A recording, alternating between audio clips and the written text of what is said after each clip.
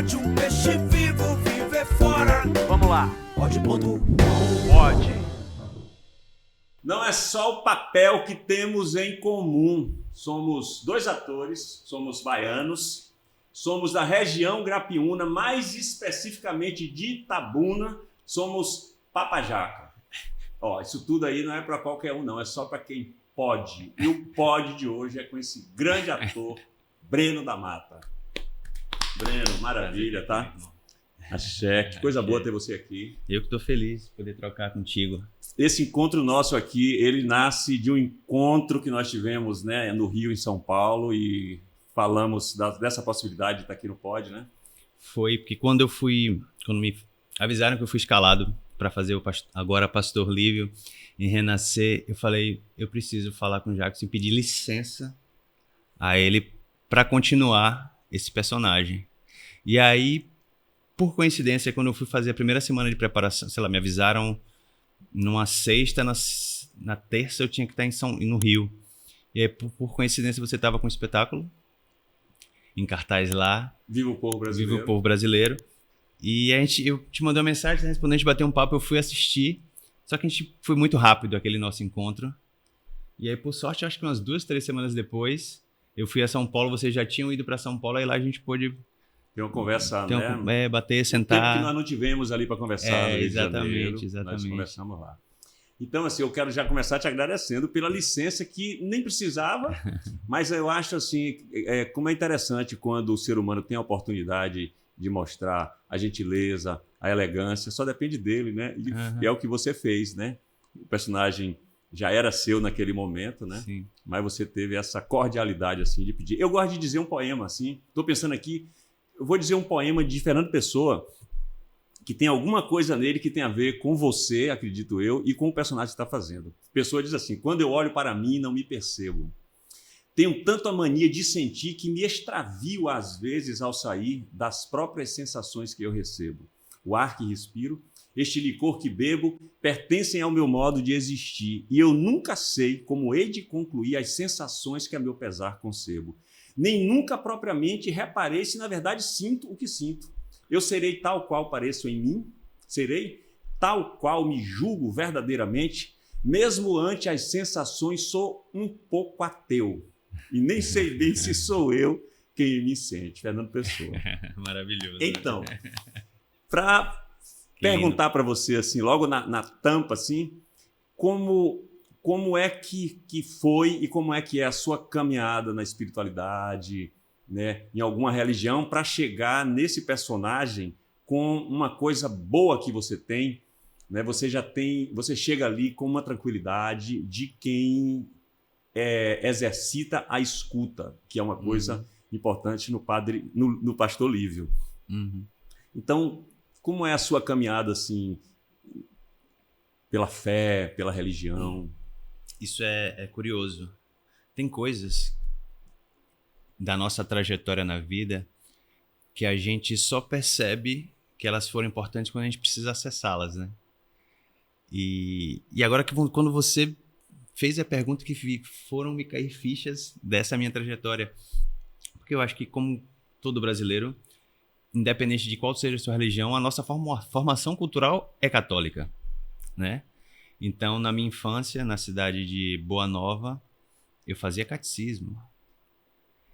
Minha mãe também era... Quantos anos? Até meus 6 anos.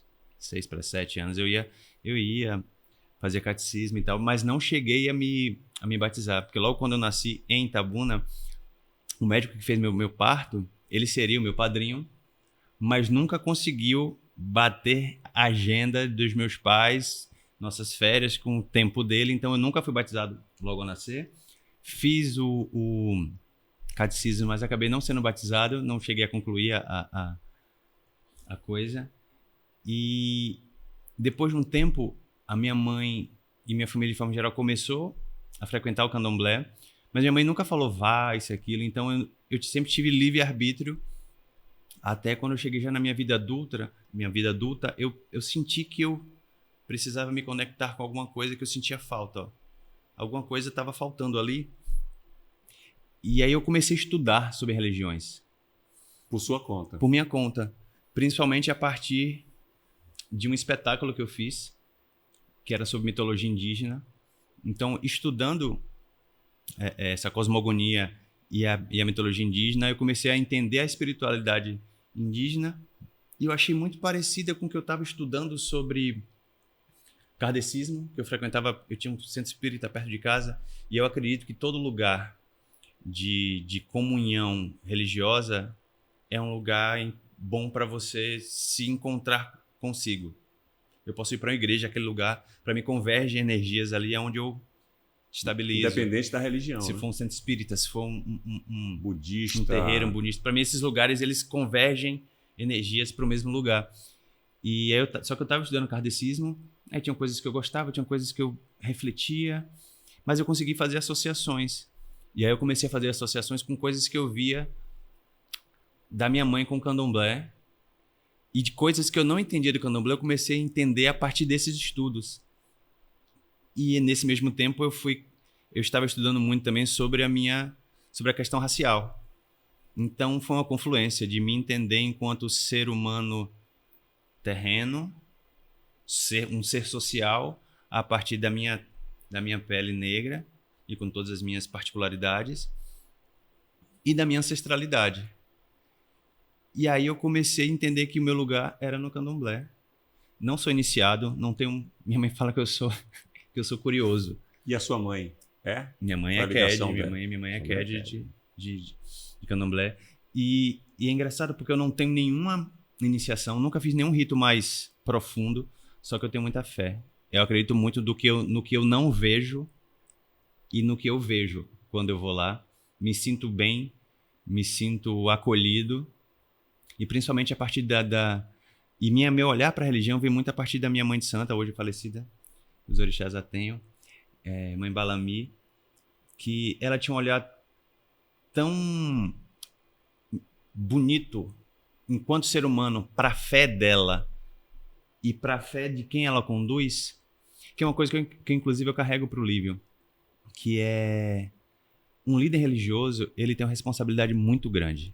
Porque você está guiando cabeças, né? Pessoas. E Mãe Balami tinha um olhar tão, tão bonito, tão profundo, tão humano, tão generoso, que eu trago muito dela para o pastor Lívio, porque o Lívio que eu tenho construído, eu entendo hoje, fazendo e no meio de tudo, que para além de um pastor, ele se torna um exemplo de liderança religiosa, que é muito para além de qual é a sua fé, é sobre fé. E não fé, importa não importa qual é, né, a religião da qual ele faz parte, ele acaba até cativando pessoas que são de outras, porque ele diz coisas que estão ligadas à conexão com o superior. Né? É conexão com o superior e com a humanidade, né? Ele toca as humanidades quando você chega, que nem uma cena que saiu agora. Quando você chega e fala sobre o amor, nas suas diversas formas, e que o amor nada mais é do que Deus, independente de qual seja a sua compreensão de Deus, você está falando sobre qualquer religião, porque eu acho que todas as religiões confluem para essa mesma coisa. A busca é a mesma, né? A busca é a mesma. E é interessante você falar, porque você falando aí dessa caminhada sua, eu vejo isso em algumas cenas do pastor Lívio, né? Uhum. Ele já fala isso, o respeito que ele tem às diversas religiões, sim, aquela conversa bonita que ele teve com Inácia, né? Maravilhosa. É muito, muito interessante aquela conversa. E essa coisa que você traz, você falou que traz da sua Yalorixá, né? Sim. Coisa, ali tem foto, essas fotos são lindas, né? Eu tenho criado eu e a Edvana Carvalho, maravilhosa, nós temos criado uma relação muito interessante dentro e fora de cena.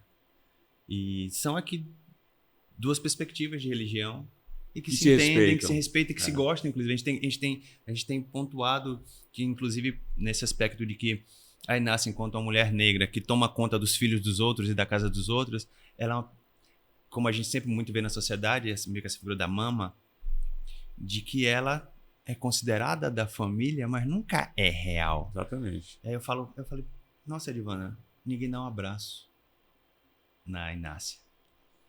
Ninguém escuta a Inácia para além das questões da casa. Quem é a Inácia? E eu tinha essas conversas com a Mãe Balá. Quem é esse ser humano, né? Esse ser humano. Eu falava, Mãe Balá, quem é que segura a onda da senhora? Eu perguntava, ela, meu filho. Porque é isso, né? Todo mundo levava problema para ela e ela Pra ela resolvia, resolver. conversava, acolhia. E eu falei, e a dor dela? Quem é que escuta? Quem é que sente junto, né? E assim, tem uma relação. Você foi ver Viva o Povo Brasileiro com Edvana. E ali Edvana. eu vi já uma relação de amizade, de carinho, de respeito um com o outro, né? E isso se reflete no trabalho. Mas você falou também que através de uma peça de teatro é que você é despertado para o candomblé ou para um estudo de religião? Você falou alguma coisa assim. O que lhe fez, né, depois já de adulto, buscar uma religião foi um trabalho a partir de uma peça. Essa peça, como ela me fez entender mais um olhar diferente para a religiosidade, para uma questão cultural, porque que religião e cultura elas estão atreladas de alguma forma.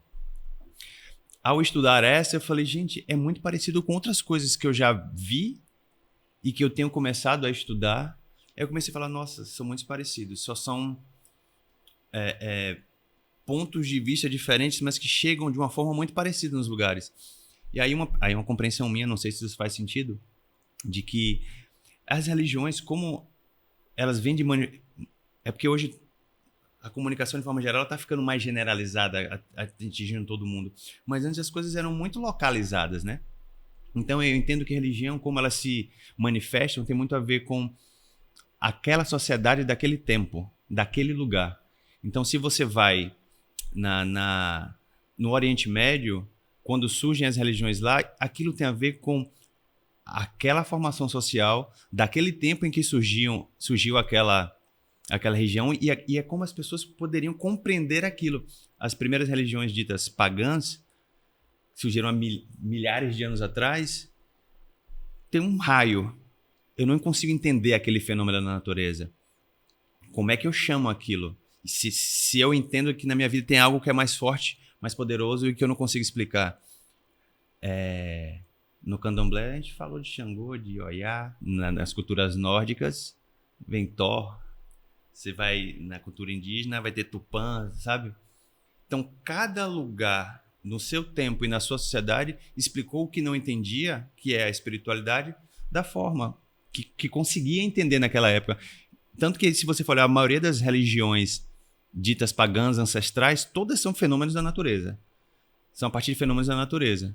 E aí depois as sociedades vão evoluindo e eu acho que o entendimento disso, talvez o ser humano também entenda que aquilo precisa ser categorizado de alguma forma, até chegar, sei lá, as últimas religiões que surgiram, sei lá, foi o espiritismo, na época do iluminismo francês, que vem depois da época das trevas. Então, aquele ser humano de 1700 e pouco, ele consegue entender a humanidade e os fenômenos sobrenaturais de uma outra forma e tenta racionalizar aquilo de alguma forma, né? E muitas vezes para chegar no mesmo lugar. Sempre para chegar no mesmo lugar. Compreendendo, né, mesmo com nomes diferentes, né, esse ser, esse supremo. Esse supremo, né? Eu quero falar... Eu acho que a gente vai falar bastante aqui do Pastor Lívio, né? E eu quero trazer alguma coisa também do padre para a gente ver como é que... Mas aí eu quero que você conte um pouco a sua história, certo? Assim, na origem mesmo. Você nasceu em Itabuna, você não viveu lá há muito tempo. Isso é o pouquinho que eu sei. Mas o que você puder lembrar assim, de Itabuna, né? Da sua primeira infância ali, com sua família, com vizinhos, né? O que é que tinha no entorno, sem pressa nenhuma, caminhando assim, certo? Até chegar na adolescência, na fase adulta, para a gente entender esse ser humano que está aqui melhor. Isso é muito engraçado, porque agora, com a visibilidade que a novela tem trazido, muitas figuras do meu imaginário de infância, que eu já não vejo há muitos anos, elas estão começando a reaparecer e tem sido muito legal, porque tem essa memória afetiva. Porque eu nasci em Itabuna, mas fiquei no meu primeiro ano lá, não sei exatamente quantos meses. Ó, tem uma foto ali, essa foto você é mais jovem, hein? Não, aí já é do pastor. É o pastor? Você tá com a cara do pastor. de mais jovem. Olha que dizem que geralmente eu pareço mais velho como pastor. Do que, né? Do que e aí foi bem no pessoalmente. começo, o pastor tava mais chegando, meio largado, o cabelo tava grande, meio cheio engomado. Agora deram uma cortadinha, tá menos. Mas é o pastor Lívio. Mas você tem lembrança de Itabuna na sua infância? De Itabuna um não. ano, né? É muito novo. muito- Nem de lá, nem de Dário Meira eu não tenho. Porque de lá eu fui pra Dário Meira, que minha mãe tava numa transição pra se mudar. Ó, aí já é um... É o Lívio também. É. Isso tudo esses dois últimas fotos foram nos dois primeiros dias de Lívio, aqui com Chico Dias, Dias, que é a primeira maravilha. aparição dele Na oficina mecânica, na né? oficina mecânica. Eu voltei a assistir novela por causa de você. A gente se encontrou, né? Assim, não sei Sim. nem se eu... Claro, eu acho que eu ia ter a curiosidade de chegar lá e assistir, renascer, Sim, e claro. até saber quem é esse ator que vai fazer o Padre Lívio, sim. né? Mas conhecendo você e da forma que você me cativou, eu quis, né? Que legal. Eu quis assistir ali para Eu ver o seu trabalho, assim, que é muito bacana. Eu fico feliz porque é uma troca, né? A gente continua trocando É. dessas duas experiências de renascer, de Lívio e tal. Ó, ali tem os dois ali, ó. Olha os dois aí. Volte ali. Tem os dois nós agora e tem os dois. Volte aquela foto lá, por favor, W. Os dois, né? Os dois personagens, né, no caso. E eu acho que tem uma curiosidade. Os dois personagens aí Olha que doido como são as coisas. Eu acho que se eu estiver falando bobagem, você me interrompa. Porque eu conversei com o Bruno Luperi, e ele estava me falando, ele e a direção me falaram sobre um dos motivos de eu ter sido escolhido para fazer. Eu tinha feito já Justiça Com o Bruno. com o Gustavo Fernandes, né? que é o diretor artístico de Renascer, e ele me sugeriu o Bruno, e eles entenderam também que eu poderia fazer, para além do meu trabalho, já que eles conheciam enquanto ator, mas por conta do meu perfil físico, que eu acho que por viés diferentes deve ter acontecido com você. Quando eu vejo o Padre Lívio, porque eles falaram, Breno, eu penso no Pastor Lívio, o Bruno me falou, eu penso no Pastor Lívio como o mais próximo de um entendimento de espiritualidade de Jesus Cristo. Porque ele está ali pela missão. Ele está ali sempre... É o que seria uma das minhas inspirações também, que é o Padre Júlio Lancelotti, que é uma pessoa que está para ajudar os outros. Então seria o mais próximo de Jesus nesse sentido de entendimento, mas sem o sagrado, óbvio, mas dentro desse entendimento, e porque talvez você tenha um perfil físico mais parecido, meio mouro, digamos, do que seria Jesus daquela região, do que hoje, que é uma coisa que se discute muito hoje, que Jesus não seria essa figura surfista de olho azul, cabelo parafinado, pele branca e cabelo longo, vivendo ao ar livre naquele sol e tudo mais. Tem a ver, sim. Aí eles falaram isso. Aí quando eu olho o Padre Lívio, eu também imagino que tem a ver com o imaginário tanto de Jesus e de Antônio Conselheiro. Exatamente. Pela questão revolucionária. Perfeito, Perfeito. É por aí. Não é aquele padre somente da igreja. Ele nem precisa ele aparecer na igreja, né? É um trabalho de campo, né? Para trabalho de campo. Como é a ligação com Jesus. Tem a ver. O Lívio não tem lugar. Esses dias eu me perguntei sobre isso. Porque enquanto o padre estava vivo, talvez ele dormia na sacristia. Onde o padre estivesse, ele dormia. Depois que o padre morreu, eu falei, ele só ficou com um jipe. Aí um dia eu me perguntei, onde é que o Lívio fica? Porque as pessoas começam a brincar muito, né? Sobre, o padre está sempre comendo em algum lugar. Chega na casa dos outros, sempre come. Aí um dia eu falei, será que isso é ruim ou é bom? Aí depois eu pensei, mas acho que o Lívio, ele sempre... Primeiro que isso é natural em qualquer lugar. Não tem um padre que vai visitar alguém que não... E é uma coisa do interior. Você vai na minha casa, rola um bolinho. Chegou perto da hora, não vai ficar para almoçar. Café. É você que não fica para almoçar. Exatamente. É uma desfeita. É uma desfeita. Pra gente que é do interior, é uma desfeita. E fora isso, todo padre de cidade pequena rola essa comida. Mas uma outra coisa que eu pensei o Lívio não tem casa. Ele não tem um lugar. Ele tá sempre meio que... E é interessante você falar isso porque, assim, o ator, quando está fazendo um personagem, né, numa novela, enfim, pode ser no filme também, mas na novela, porque é uma obra mais longa e aberta, o espaço dele, o cenário dele, constrói muito ele. Né? Você sabe como é que você senta na sua casa, na poltrona, como é que você aparece na janela, como é que você recebe as pessoas. E era uma coisa que eu pensava também quando eu fazia, na época, o Padre Lívio. Ele não tem lugar, ele não tem cenário. Não tem lugar. Mas todas as casas que abrem a porta para ele são casa dele, né? É casa dele. E foi engraçado que um dia a gente foi gravar uma cena onde Joana chegava pedindo ajuda para Tião Galeno não fazer algo pior com o José Inocêncio. Eu lembro que quem dirigiu nesse dia foi o Walter Carvalho, que trabalhou com vocês também. Ele foi o diretor de fotografia. E agora ele está dirigindo. Versão. Agora ele está dirigindo mesmo. Maravilhoso. E aí o Valtinho, nesse dia a gente gravou a cena estava sugerida para eu estar numa rede, tentando dormir do lado de fora do Norberto. Eu falei, nossa, o pastor dorme numa rede no Norberto. Tá. Só que aí quando a gente foi gravar a cena, o Valtinho colocou uma colcha e um travesseiro em cima da mesa de bilhar. Quando eu entrei no cenário, pra gente marcar a cena, eu vi aquilo, eu falei, me deu um negócio. Doeu um pouco. Que sinuca de bico, né? Pra Eu falei, nossa, o pastor dorme numa mesa de sinuca. Aí ao mesmo tempo eu pensei, isso é incrível. Porque é um lugar de disputa de imaginário sobre o que é religiosidade, o que é ser um líder espiritual. O sacerdócio, O né? O sacrifício dessas pessoas. Que eu falei, ele tá ali pelas pessoas e ele dorme. Se ele precisar, ele dorme ali. Ele precisa encostar o corpo dele para descansar. Porque no outro dia cedo ele vai sair para fazer alguma coisa por alguém. Não é sobre ele.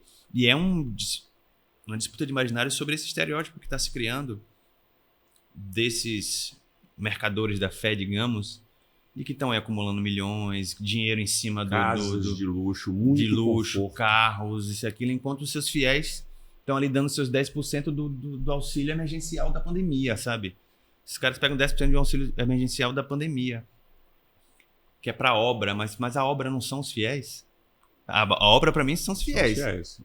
Só que essa, sabe, sem querer entrar em outras coisas, mas eu falei, isso é legal, porque é uma disputa de imaginário sobre isso. Aí logo depois, pouco tempo depois disso, a gente gravou uma cena onde eu chegava e o José Augusto perguntava, tá tudo bem, pastor? Aí o Lívio falava, eu tô bem, mas eu também sou humano, né? Eu tô cansado, mas eu não tô reclamando. Eu tô feliz em estar podendo ajudar, mas a questão física é a questão física. E é o que eu tô lembrando aqui, é o que você falou da sua Ialorixá, né? Uhum. Que ela cuida de todo mundo e quem cuida dela. Quem cuida dela. E aí eu também tô lembrando que nos terreiros de candomblé não tem esse luxo. Não é uma coisa desconfortável, mas às vezes se dorme numa esteira no chão, muitas vezes sem travesseiro, a depender da obrigação que vai se fazer, por conta desse sacrifício mesmo que tem que se fazer para se chegar... Para renascer pro orixá. Para renascer pro orixá. Exatamente. E aí quando ele me pergunta isso, eu respondo isso, e aí depois ele fala, você quer dormir aqui? Aí na hora que eu fiz, quando ele me perguntou isso em cena mesmo, eu pensei, aí eu falo, se não for incomodar, eu quero. Mas eu falei num tom de tipo, se não for incomodar, eu quero, porque meu subtexto era, eu não durmo numa cama há muito tempo e vai ser gostoso dormir ele numa pergunta cama. se quer dormir numa cama. Você quer dormir numa cama? Você quer uma jantinha gostosa? Eu falei, eu quero. Então, quando o pastor aceita comer, nesse caso em específico, comer na casa de seu José Inocêncio e dormir lá, é porque é um dia de menos sacrifício. Vai pousar um pouco ali, vai poder descansar o corpo. Então, essa mudança da rede para a sinuca foi Valtinho. Valtinho que fez, mas no final das contas, na edição, eles não mostraram mais. O público não viu. Mas isso ficou na minha construção. É interessante, porque a rede, por mais que seja desconfortável para uns, para quem tem a cultura de dormir na rede, principalmente os povos originários, né? É uma escolha. É confortável. E assim, é interessante só que muitos de nós não sabemos dormir em rede. Uhum. Dormimos ao comprido assim. Não, a rede tem que se dormir numa diagonal que ela estica e forma uma cama. Né? Ela, quase uma cama. É quase um útero, né? É quase um útero. Mas aí tá. Vamos voltar lá para a sua trajetória ainda. É verdade. É porque abrimos um parêntese aqui. Vai ser entraram sempre as assim, fotos, mas assim, tá tudo certo. Assim, o papo tá é assim, certo. toda a conversa é assim, a gente Exatamente. vai e volta, só a janelinha ficou aberta lá. Exatamente. Aí, nessa sua trajetória de sair de Itabuna, depois você foi para um lugar que você Eu passei em Dário Meira muito rápido e fui para Boa Nova, que são minhas primeiras lembranças mesmo de infância. Onde é que fica Dário Meira? Eu conheço. Dário Meira é para lá de Piauí. Sim, ainda ali na região Grafuna. É ainda. E depois, é porque acho que já indo para a direção de Conquista, Poções, é Boa Nova. Certo. Que é onde eu morei até meus 6, 7 anos.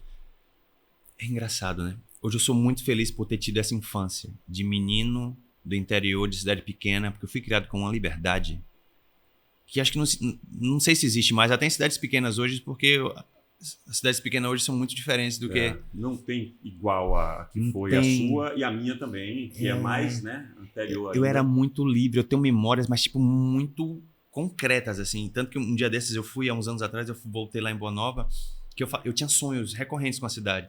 Eu andando pela cidade, eu ficava descrevendo pro meu pai e pra minha mãe. Aqui, assim, aí tem tal lugar. Minha mãe falou, é sério que você lembra disso? Eu falei, eu lembro. Eu soube aqui era a farmácia Seu Joaquim, que davam um apelido para mim e pro meu irmão. Aqui era tal coisa, aqui tinha uma padaria, aqui era o mercadinho do nosso vizinho. Eu lembro geograficamente da cidade, porque eu era muito livre correndo na cidade. De brincar perto da igreja, de entrar no cemitério. Uma vez eu quase caí numa cova, sabe? Que é uma liberdade de infância que não se tem mais. Subir em árvore. Lá, né, tipo, que a eu tenho várias cicatrizes que são dessa época, mas... E eu lembro que, tipo, como minha família, por parte de mãe é daqui, meus primos da minha idade moravam aqui, eu vinha passar férias em Salvador,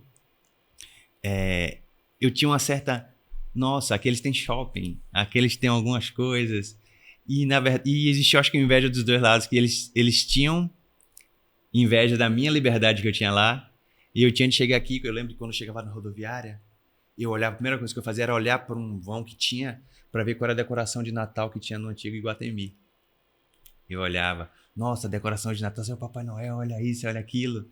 E meu primo era ir para lá, pra gente poder andar de burro no negócio, no meio dos matos, caçar de badog. Uma banho de rio. Uma banho de né? rio, e no açude. Essa ornamentação de Natal que na cidade interior, hoje em dia até eles fazem, os prefeitos estão investindo uma grana. Tá nevando às vezes em Itabuna, eu acho até isso um absurdo, né? Trenó e tudo. Mas antigamente não, era uma coisa mais discreta ali, mais modesta. Essa coisa grande, né? Maior assim, era mais para a capital. Era para Salvador, e Iguatemi tinha uma decoração bem grande.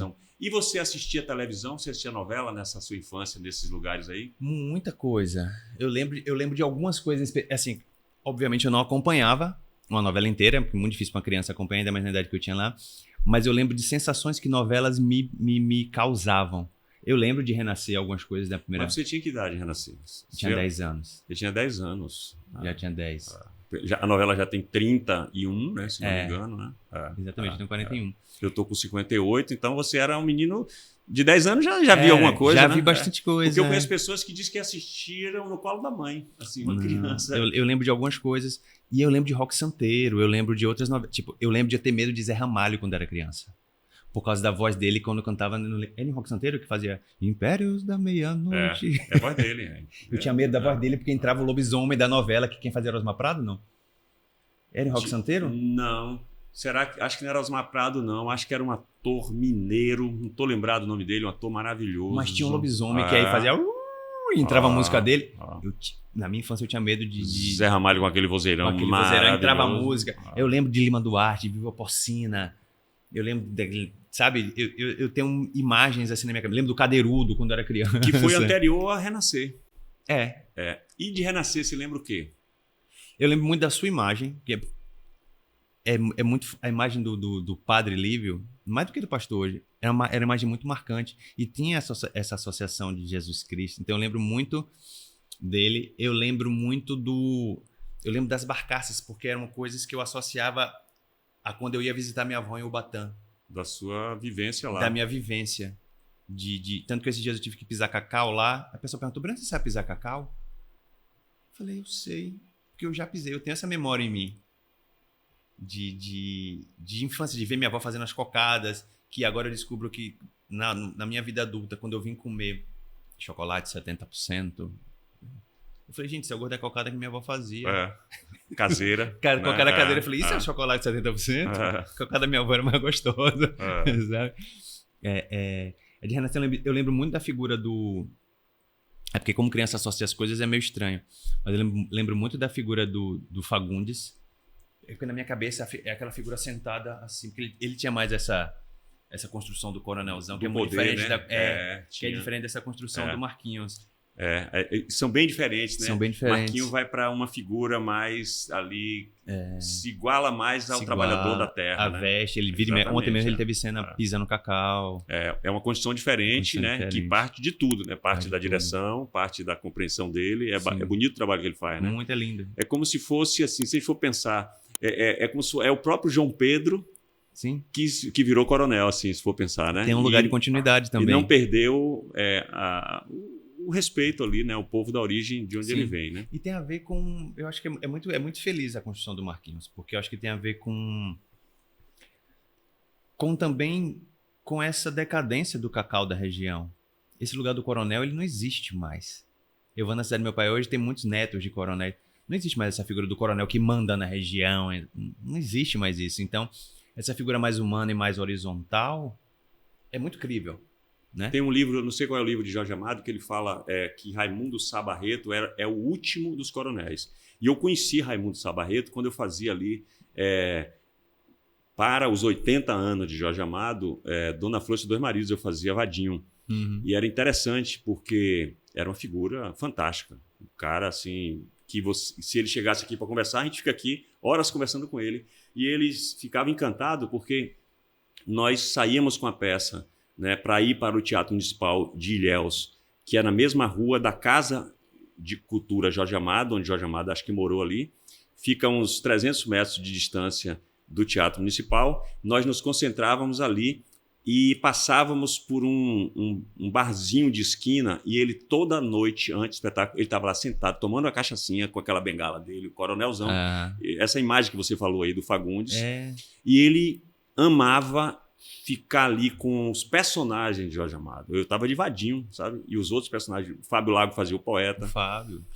E então, assim, esse era o último, né? Ele é ainda o último, quer dizer, ele já morreu, então o último dos coronéis. Então realmente não tem essa figura mais que Fagundes representou, né? Muito bem, né? Tem um lugar de imaginário mesmo e de poder, enfim, existia um lugar para isso e esse lugar não existe mais. Não só o coronel não existe mais aquele mundo, né? E aí, Breno, é interessante você falar isso, que nós somos de lá, né? E eu que vivi lá até os 22 anos e ainda tenho ligação, porque tenho minha mãe, meus parentes lá, e nunca quis sair de lá. Com a crise da vassoura de bruxa, então, é que esse tipo de postura, né, autoritária é que não teve mais lugar mesmo, né? Se a gente vai hoje lá e conhece as pessoas, os fazendeiros, eles têm uma outra maneira de lidar com o ser humano. É muito mais humanizada pela própria situação que aconteceu, né? Então, aquele ditado que há males que vem para bem, né? Esse remake, refazer depois de 30 anos, eu acho que tem essa beleza também de a gente entender as mudanças do mundo, não só desse microcosmo. E por isso alguns personagens tiveram algumas mudanças. A gente entender que o mundo não cabe algumas coisas mais. Por mais que algumas pessoas queiram que algumas coisas muito retrógradas caibam hoje, tem coisa que não cabe, gente. A gente precisa reconfigurar, né? Então, vamos chegar aí. Então, estamos chegando, assim, abrindo parênteses e tal, né, para chegar nesse momento atual de renascer. Mas como é que chega o teatro? Começa pelo teatro? Não? Eu sou farmacêutico. Fiz faculdade de farmácia na Federal da Bahia. Depois que eu vim morar em Salvador, né, quando eu saí de Boa Nova, eu fui para Itaberaba, morei até os 15 para 16, vim para cá para fazer terceiro ano em Salvador. Entrei logo na faculdade de farmácia, comecei a entrar em uma certa crise e eu não sabia o que era ainda, mas era a arte me chamando, mas eu não tinha nenhuma ligação direta com a arte até então. Que contatos você já tinha tido, assim, de ver uma peça? Zero. A primeira peça que eu assisti na minha vida, eu já morava em São Paulo, eu tinha ido para lá para passar uns meses, porque a faculdade, minha pós-graduação tinha dado greve, que era na Federal. Eu fui para lá para passar uns meses, acabei nunca voltando. E aí depois de 2 anos que eu estava em São Paulo, eu já tinha 23 anos mais ou menos, uma namorada minha da época me chamou para assistir uma peça e essa peça era R$1,99. De Ricardo Castro. Que tinha ficado na frente da minha casa durante muito tempo. Eu morei em Nazaré um tempo. Ela estava no Salesiano. Eu nunca atravessei a rua para ver como são as coisas, né?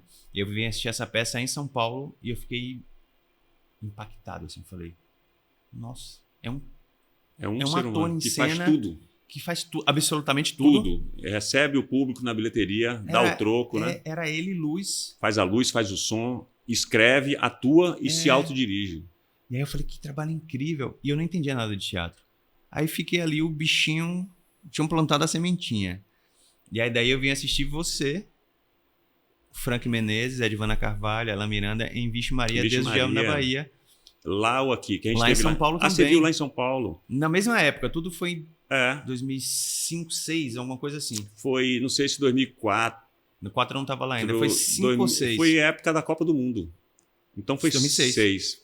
é sempre par, né? Uhum. Porque Foi 2002 que o Brasil foi campeão, em 2006. em 2006 nós fizemos no teatro que na época era Fê Comércio, que Foi no hoje Fê é o Comércio. Teatro Raul Cortez. Raul Cortez, que agora Zero virou Homenagem. Sesc, virou Sesc Virou 14 bis. Sesc. E nós fizemos o Vivo Povo Brasileiro lá. Eu morava também. perto dali, eu morava coisa de 3 quarteirões de lá. Então você viu Vixe Maria lá. As duas primeiras Então você perto. já viu Edvana Carvalho, Você, Alain Miranda, Frank Frank Menezes. Menezes e uma turma, né? Não, vários elenco atores. incrível. Mas e quando é que você conhece a Edvana?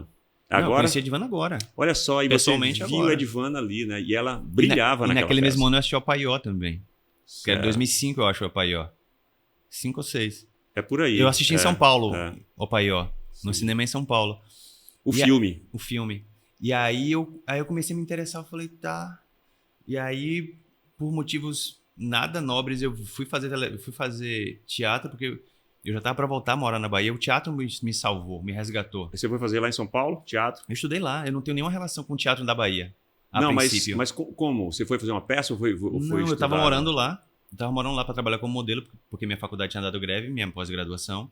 E aí, quando eu já tava, depois desses 2 anos, quando eu assisti essas peças lá, quando eu tava para voltar, um amigo que eu conhecia daqui, baiano, ele falou, Breno, você tinha que fazer teatro. Não tem negro bonito na televisão. Aí eu fiquei meio assim, será? Só que eu já tava com um bichinho.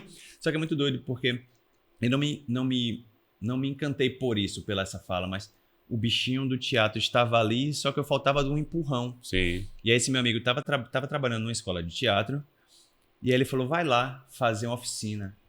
E aí eu fui. Gostei. Com quem, você lembra? Foi na escola de Wolf Maia. Sim.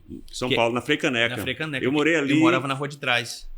Nós moramos ali, Los Catedráticos. Eu, Ricardo Bittencourt, que você conhece. Conheço. Síria Coentro, Maria Menezes, Meiran Vaz. Moramos ali 3 ou 4 meses no hotel que tinha ali, que a gente disse que a gente abaianou o hotel, porque ficava eu e Ricardo num quarto e as meninas no outro quarto, no mesmo corredor, as portas ficavam abertas, assim, sabe? Aham. E o gerente sabia e tudo. Moramos ali. E eu fui na escola de Wolf Maia, onde eu fiz Duas Caras, e ele me chamou para conversar, assim, tete a Sim. tete, para eu fazer um personagem e tudo. Você me contou Então essa foi ali história. com ele, né? É. Eu comecei lá, só que não foi um lugar que eu me encontrei. Não pela escola em si. Eu acho que, não sei, isso talvez seja uma coisa delicada de falar, mas de o olhar que as pessoas tinham para aquela escola. Você fala as pessoas de fora ou quem estava As fazendo. pessoas que estudavam. Eu sentia muito que tinha muita... Eu conheci pessoas incríveis lá, tanto professores quanto alunos. Gente talentosíssima. Só que eu sentia que naquela época o Wolf estava dirigindo tudo. E ele também é ator, então ele era um diretor que todo mundo conhecia a cara, né? Então acho que muita gente ficava Ele esperando... também é ator. E muito bom ator. É. Eu acho que muita gente passava e ficava esperando o Wolf olhar pra você vai ser minha próxima estrela. E eu não acredito nisso. E Eu acredito em talvez trabalho. também uma coisa que pode ter te incomodado, eu também, né? A gente tem que ter o cuidado de falar, mas assim, muita gente ia e ainda vai ali querendo chegar na Rede Globo, né? Não, é exatamente Então isso. é muito um trampolim para, né? E aí, Exatamente. como gostar de um ambiente que a gente não, né, Não tem confia atrito, muito. não tem atrito no sentido com a arte em si. É claro que tem muita coisa boa acontecendo. A proposta dele é boa, É tem ótima. muitos atores bons. Tem estrutura, atores ótimos, professores ótimos, mas muita gente tava lá esperando o Wolf passar e escolher. Exatamente. E muita gente que a gente vê hoje na televisão e que gosta, atores e atrizes, passaram por ali Passaram por também, lá, eu porque também, ele é um bom incríveis que passaram por lá. formador, né? Tem um olho incrível. Ah. Mas eu acho que não tem a ver com a escola. Tem a ver com o que as pessoas projetam da escola pelo nome dele. Enfim, Exatamente. outros 500. E aí, eu saí, não terminei nem o primeiro semestre. Além de era muito caro, eu falei, não tenho essa grana. E aí eu saí de lá e fiquei fazendo oficina com um professor, que era de lá, que vinha do Antônio Filho. Porque no olhar daquele professor, chamado Jair Assunção, eu via o teatro, nas suas bases, no que... Eu falei, aqui eu vou aprender. Aí de lá eu voltei a trabalhar como farmacêutico, para fazer uma outra escola de teatro. Eu fiz o Célia Helena. Aí eu fiz um semestre de Célia Helena e trabalhava de madrugada na drogaria São Paulo. Trabalhava das 23 às 7 da manhã e ia direto para a escola de teatro para poder pagar com adicional noturno. Aí fiz um semestre e como são as coisas da vida. Quando eu falo que a gente não entende porque algumas coisas acontecem e a gente pensa que é pro nosso mal. Eu tinha quebrado o nariz e eu precisei operar. Aí eu operei nas férias. Como é que você quebrou o nariz? É vergonhoso. Entrou numa briga? Não, dançando forró bêbado numa ladeira. É sério? Você, dessa altura, a queda é maior, né? Eu fiz um passo com uma menina, joguei ela pra cima no que eu... Também chapado, você foi no forró. E aí eu joguei ela pra cima e saí catando cavaco. Pô. Meti a cara no chão, quebrei o nariz todo. E aí eu operei, e como é estrutural, né? Você não pode fazer aula Não, prática. Aí eu falei, pô, vou guardar essa grana, vou parar uns 6 meses sem fazer, 1 ano. Aí nesse meio tempo abriu uma escola em São Paulo que chama SP Escola de Teatro, que hoje é das melhores escolas do Brasil de teatro. E é uma escola gratuita, pública, que inclusive, que é do estado do governo do estado de São Paulo, que inclusive para alunos carentes eles dão uma bolsa de estudo, tem um programa Kairos, tá? Enfim. E aí eu prestei a audição, uma amiga minha falou, vai ter, porque na minha cabeça eu ia voltar pro Célia. Eu falei, tá. Aí quando eu fiz o teste, quando eu entrei, eu falei, é aqui. Porque lá eu entendi. Porque lá tem lá primeiro que é uma escola de artes do palco. Então tem 7 cursos, não só de atuação. Tem atuação, humor, direção, cenografia, figurino, iluminação, sonoplastia, técnicas de palco e dramaturgia. Forma todos os profissionais que envolvem, né? Todos os profissionais. Então já tinha esse atrito. Quando eu falo de atrito, é nesse lugar. Tem uma pulsação artística, e aí vinha pessoas totalmente diversas, que eu acredito muito que o ser humano ele evolui sempre com a diversidade. Tá perto de gente que é só igual a você, não te leva pra lugar nenhum. Só te coloca num lugar de conforto. E lá era muito massa, porque aí tinha eu que era mais velho do que muitas pessoas da minha turma. Só que as pessoas tinham muito mais experiência no teatro do que eu. Aí no curso de dramaturgia tinham 7 filósofos fazendo dramaturgia. Tinha uma das pessoas de dramaturgia, que hoje é minha melhor amiga, era uma mãe de 3 filhos, que já foi atriz e que estava parada por causa disso, isso e aquilo, voltou a se encontrar com a arte lá e hoje é roteirista da Globo. Isso é maravilhoso, você está trazendo pelo seguinte, o teatro proporciona isso, né?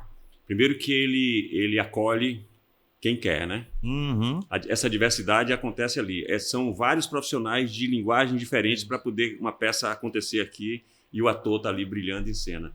E aí você traz uma coisa que é interessante, que muitas vezes algumas sociedades não entendem isso e brigam com o diferente. O diferente é que a gente se constrói no outro, né? No diferente, né? Inclusive, para você normalizar algumas existências que são diferentes da sua.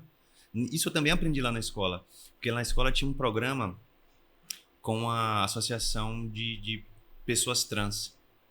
Então, as recepcionistas eram todas mulheres trans. Eu nunca tinha convivido com mulher trans até ali. E que bom que eu convivi com elas, porque é tão normal. Não tem bicho de 7 cabeças. Às vezes a rede social e a sua bolha, que é a bolha da bolha, ela te coloca num lugar de medo com o que é diferente. Mas às vezes o que é diferente não é tão assustador quando você... tá normal, deixa ela viver a vida dela. E nada, pessoas doces, maravilhosas. Breno, melhor do que se aproximar. Para poder entender. E o teatro e a arte, de alguma forma, ela faz isso, né? Ela aproxima. E é interessante porque as coisas que você está falando aí, eu fico vendo a importância dessa sua vivência com saindo da zona de conforto, como você fala, e conviver com o diferente, para a construção desse personagem que você está fazendo agora. Porque ele prega isso. E se você não tem a prática disso, você não teria força de falar, de fazer o personagem. Porque até de entender o texto. E porque esse personagem, assim, aí a gente vai começar a falar do personagem também, assim, ele não é fácil, não é para qualquer ator. Quando você fala ali da escolha, a minha, há 30 anos atrás e sua agora, não é só uma característica física, como você fala, né? Porque não é tão fácil. Às vezes é muito mais fácil você pegar um bandido que o ator gosta de fazer, esse personagem performático. Você quer no estereótipo também. Ele não é, né? Olha que foto maravilhosa, né? Maravilhosa. Aprendi muito com o Chico. Pois é. E é interessante como o Chico tem semelhanças com... Eu estou esquecendo o nome do... Jofre. É porque é Jô, né? Soares. Jofre Soares. Como tem alguma semelhança... E Chico é mexicano, né?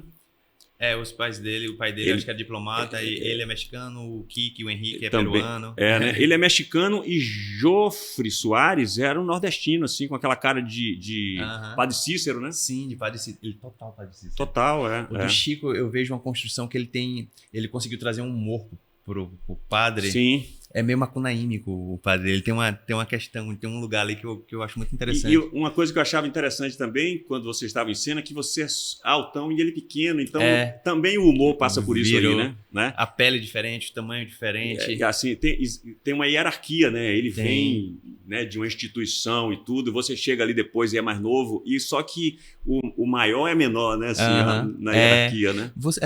Posso fazer uma pergunta? Você acha que o Padre Lívio, 30 anos depois, seria mais ou menos com o que é esse Padre Santo do Chico? Como é o padre... Porque é diferente, né? Porque eu acho que o padre do Chico é bem diferente do padre do Jofre. Mas você acha que o Padre Lívio, seria... se ele seguisse, independente do que aconteceu com o Joaninha, se ele seguisse na fé, ele seria... Você acha que ele seria parecido com o que virou o Padre Santo? Eu acho que seria, porque o padre que Chico fez está mais para o Padre Lívio do que para o Padre Santo, que é o meu personagem antigo, não é isso? Então, eu acho que, quer dizer, são essas mudanças que você falou de tempo, né? A própria Igreja Católica tem que dialogar mais com as coisas de hoje, né? Que o Lívio, talvez, né?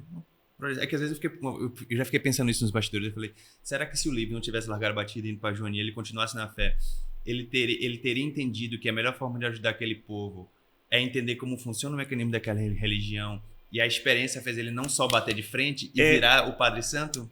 Não sei, porque aquele Padre Lívio, ele tinha, assim, uma questão social que era, total, sabe? Ele peitava mesmo. E é interessante, sabe por quê?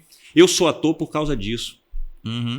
Então, assim, eu sou ator para combater o coronelismo ali na região cacaueira, né? Eu criei ali o filho de caminhoneiro, minha mãe enfermeira, e por alguma razão, não sei qual, a minha percepção desse sistema opressor ali dos coronéis com aquele povo da região. Então, assim, para mim era assim, tinha muito de você, tinha muito de mim, o que também ao mesmo tempo, a mesma coisa que é bom, que ajuda, é o que dificulta, né? É o que dificulta. Então, quanto mais distante, melhor, às vezes. Mas... então, como é para você, por exemplo? Eu sinto que você é essa pessoa, né? Deixa eu falar com esse povo que está nos assistindo, que é o seguinte, que essa conversa tá boa, para você se inscrever no canal. Por favor, eles botaram essa plaquinha aqui, é porque eu nunca lembro, então eu vejo. E para compartilhar, certo? Para a gente ter o poder de trazer mais pessoas fantásticas como o Breno, certo? Aí, Breno, deixa eu ver se eu lembro o que é que eu ia falar, né? Que ele ser parecido ajuda ou atrapalha. Exatamente. Tá. Aí o que eu ia falar é o seguinte: você é essa pessoa que entra em contato comigo pelas redes sociais para pedir licença, né? Você podia não pedir licença, mas aí vem uma virtude sua que é muito bacana. Essa pessoa bacana, a gente parece que já se conhece há muito tempo, muito mais tempo do que esse tempo, né, real, cronológico aí. Uma pessoa que tem uma delicadeza, que tem uma gentileza, que tem um olhar, que tem uma escuta. Até que ponto o que é que ajuda e o que é que atrapalha? Eu estou dizendo isso porque, para quem não sabe, por exemplo, um dos prazeres do ator, um dos brinquedos do ator e da atriz é fazer uma coisa que é totalmente diferente da gente, né? Então, quando é alguma coisa que é muito parecido, que vai trazer uma coisa que é nossa, eu tinha medo. Assim, uma das coisas que eu me preocupava com o Padre Lívio é tipo assim, onde é que eu não estarei sendo o personagem e estarei sendo eu, entendeu? Eu tinha muito medo disso também. E eu sempre tento diferenciar meus personagens de mim, porque quanto mais próximo de mim, mais eu erro. Sabe? Pior fica pra mim, porque eu tô falando do jeito que eu falo. Meu jeito, por onde eu enxergo, por onde eu me movimento é muito parecido. E não que precise ser totalmente oposto, mas eu não sei explicar exatamente o que é. E eu vi que o Lívio, ele tem muitas coisas que eu também pensaria, ou agiria. Parecido ou igual. Aí é que é o... que é onde pega. Mas, ao mesmo tempo, o Lívio é muito mais legal do que eu, muito melhor do que eu. E isso que me conforta ao fazê-lo. Porque agora que eu tô dando uma entrevista que eu tento... E olha que eu ainda tô falando rápido e mal articulado. Mas o Lívio, ele tem um tempo muito mais sereno do que o meu. Eu só tenho aquela serenidade... Não que eu não a tenha, eu tenho. Mas momentos muito mais pontuais. O Lívio é mais generoso do que eu. Pra tudo, sabe? Inclusive na escuta.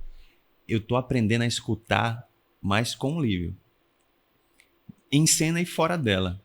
Porque eu acho que uma das grandes sacadas da atuação é justamente escutar. Não é o que você fala, é o que você escuta, né? Que enquanto você escuta é que o personagem pensa.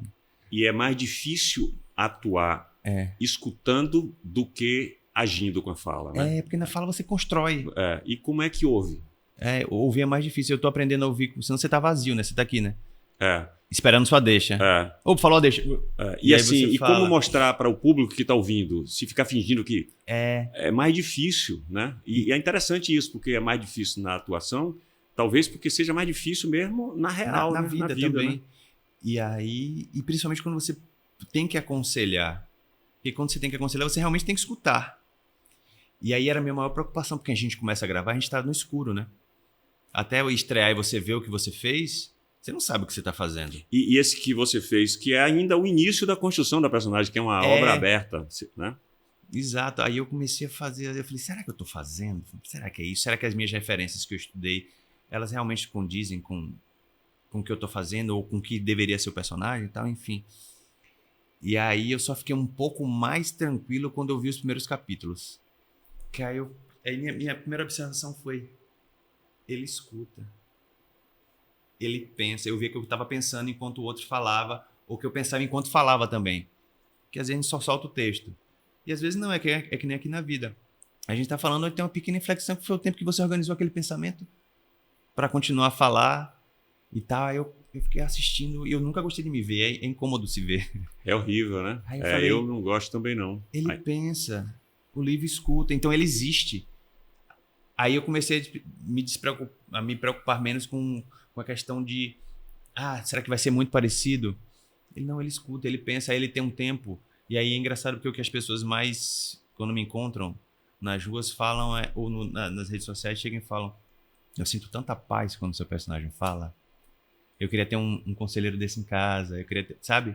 Aí eu falo, que legal, que ele existe de alguma forma, que também não é tão dissociado da gente, porque um grande amigo meu, um grande ator, chama Joca Andreasa, uma vez eu tava pensando sobre isso, sobre escuta com ele, ele falou, a gente constrói personagem, mas ao mesmo tempo, as sensações são nossas. Então, por mais que seja o personagem, mas é a gente em situação. Atuar é a gente estar em situação. Mas não é exatamente a gente. Mas a gente está emprestando essa... Isso é interessante, porque assim, parece contraditório, mas não, né? Porque assim, por exemplo, esse mesmo personagem, embora não seja o mesmo, isso eu acho interessante também. Eles são bem diferentes. O meu era um padre, o seu é um pastor. Que não é só... Tem mudanças de texto, de situações, de cenas e tudo. O que eu acho também, não sei como é que você acha, mas eu acho isso bom. Porque também a gente sai daquela coisa de que comparações, né? Sim. Não é a mesma cena que eu fiz que você está fazendo. Nem todas, a maioria todas, não. Muito poucas, né? E até as mesmas já tem um olhar diferente porque os personagens são diferentes. Exatamente, várias coisas diferentes, né? Os outros atores são diferentes e tal. Personagens também diferentes. E a magia né? só acontece na hora, com aqueles corpos, aquele momento. Acontece só naquele momento, né? Pois é. Então, mas sumiu aqui o que eu ia falar com relação. Você lembra? Eu estava falando da diferença, da contradição. Você está falando da contradição, parece que é tão diferente, mas não é. Ao falar que eu estou emprestando a sensação, é a gente em situação, emprestando a sensação para aquele corpo. Então não é tão diferente da gente, mas ao mesmo tempo é a gente. Sou eu que estou sentindo. Sou eu que vou sentir a dor, sou eu que vou chorar. Então é isso, exatamente. Parece contraditório, mas não é, porque eu coloco de mim no Padre Lívio e você coloca de você no Pastor Lívio. Isso é que faz a grandeza de cada um, né? Isso é bacana. Aqui nessa canequinha tem algumas perguntas assim aleatórias, sabe Deus o que é que pode vir por aqui, certo? Aí você pega, Deus me ajude, e vê se é para você cantar uma música, para você. Isso é só para dar um intervalo dessa conversa, desse assunto, porque eu acho que é o que mais vai bater aqui nessa. Né? Como você acredita em inspirar outras pessoas? Agora então que você está nesse lugar você está para uma plateia gigantesca, né? Isso eu acho uma coisa muito delicada. Porque eu acho que na vida você não precisa ser uma pessoa pública, nem estar em rede social para você inspirar alguém. Eu acho que você inspira, sei lá, que está muito próximo de você, com sua força de vontade, ou com qualquer coisa. Com uma fala sua, enfim. Porque as ações importam mais do que as palavras, muitas vezes. Então, às vezes, você está inspirando sem fazer nada. E eu acho complicado se colocar no lugar de inspirar alguém, porque todos somos falhos, todos somos, né? Somos falíveis de várias formas. Um amigo meu uma vez falou isso, e eu penso muito nisso. Uma vez, esse meu amigo, ele tem uma cabeça muito boa e ele entende muito da questão racial. Aí alguém uma vez chegou e falou assim: nossa, nós viemos de tal lugar para ver sua fala, porque você é nossa maior inspiração, isso aqui. Ele falou: não quero ser inspiração de ninguém. Não quero que vocês coloquem na minha conta o entendimento que vocês estão tendo de várias coisas que já estão passando por mim. Eu não sou dono dessas coisas. Assim como a gente não é dono de nada, né? Ele falou: por coisas que estão passando por mim. Você quer saber, você quer que eu quer se inspirar em mim de alguma forma? Vamos sentar ali no boteco e vamos tomar um e conversar. Que aí na troca, eu aprendo com você, você aprende comigo e tá tudo certo. Esse lugar de influenciar as pessoas... Que é uma coisa bem da moda hoje em dia. Eu né? acho um lugar muito complexo e perigoso até, porque tem gente que influencia pra nada, né? Ou porque, sabe, por algumas coisas que não são nem um pouco nobres ou realmente relevantes, que não vou entrar no lugar de julgamento de o que precisa ser bom ou não, mas é muito complexo porque você assume a responsabilidade de se colocar enquanto influenciador ou inspirador de alguém. Você vai bancar o que vai desdobrar a partir daquilo, porque é uma coisa que não te pertence somente a si, é uma coisa que te atravessa, que chega em alguém de uma forma que você também não tem exatamente controle sobre. É que nem a fala. Entre o que eu penso, o que eu articulo, o que eu consigo falar, entre o que você escuta, o que você entende, o que você vai fazer com aquilo, existe um abismo gigantesco. E eu acho que tem muita responsabilidade nisso. E eu acho que as pessoas que realmente fazem e que são inspiradoras, elas talvez não pensem que são. E talvez sejam muito, como eu falei da minha mãe de santo. E, assim, esses são os que realmente inspiram alguém, né? Porque aquele que se coloca no lugar de ser o inspirador, como você falou, de coisas que não são tão relevantes, importantes, né? Porque já existe uma projeção. Quando você se coloca nesse lugar, eu acho que já tem um lugar, uma questão de... Já é uma projeção do que é inspirar alguém para alguma coisa. Então você não está só sendo, você está construindo uma coisa para projetar aquilo, para que aquilo você... E hoje ainda tem toda uma questão de engajamento e monetização disso. Então... aí já vai para outro caminho. Super complexo, porque você pode querer fazer qualquer coisa com isso para continuar tendo like e ganhar dinheiro com isso. E né? quando o Ricardinho Castro vai lá fazer o 1,99, o pensamento dele não é esse, e te inspirou. Ou seja, o caminho não é exatamente aquele que a pessoa acha que, né? Exatamente. Ótima relação. É exatamente porque ele estava fazendo uma peça de despedida, que graças a Deus ele não se despediu. Pois é. E a força de vontade dele e a qualidade artística dele, o brilho dele, me inspirou. Eu tenho uma amiga que escreveu um texto muito bom, chama Dione Carlos, que é a que eu falei que é dramaturga, que hoje está na Globo, que tinha 3 filhos, que é uma dramaturga genial. Ela escreveu um texto um dia desses sobre... Ela foi chamada para fazer uma dramaturgia de um evento para homenagear algumas pessoas que tinham projetos muito fortes e muito importantes dentro de comunidades, dentro de lugares onde não existe essa projeção. Então ela teve que escrever um texto para Leda Maria Martins, era homenagem a Nego Bispo. Pessoas são pessoas muito importantes, mas essas pessoas não estavam pensando, elas estavam fazendo. E ela escreveu um texto que era sobre acendedores de sóis.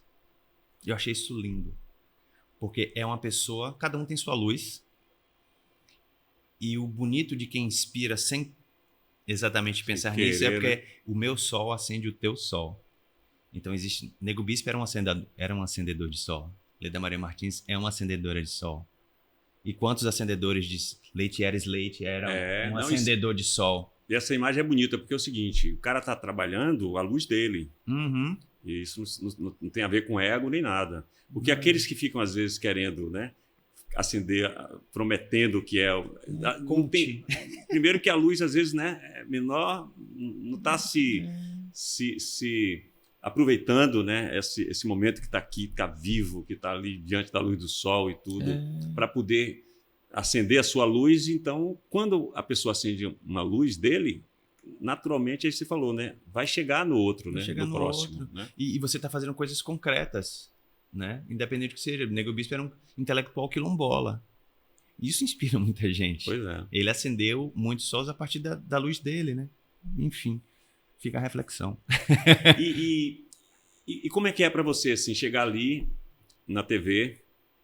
É uma pergunta que faziam muito para mim, assim, e de repente você vai estar trabalhando com grandes figuras. Não só porque estão na grande mídia, não, porque a Globo tem isso, né? Ela tem o poder de trazer para ali Matheus Nastergaile, né? Sim. O próprio Marcos Palmeira, que vem construindo uma história muito bonita, assim, e que cada vez, né, sendo um ator melhor, aproveitando essa oportunidade, né? Então, como é para você, de repente, que impressão é essa de você estar ali diante de, né, de grandes figuras, assim, né? E como lidar com isso, né?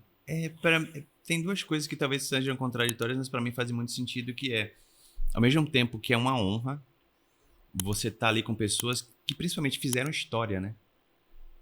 Não só uma história para a dramaturgia de forma geral, para a dramaturgia, mas eu falo, fizeram histórias nas suas próprias vidas, assim, sabe? Tem uma carreira sólida com coisas importantes, você fala, nossa, existe um lugar de conhecimento ali que eu vou compartilhar.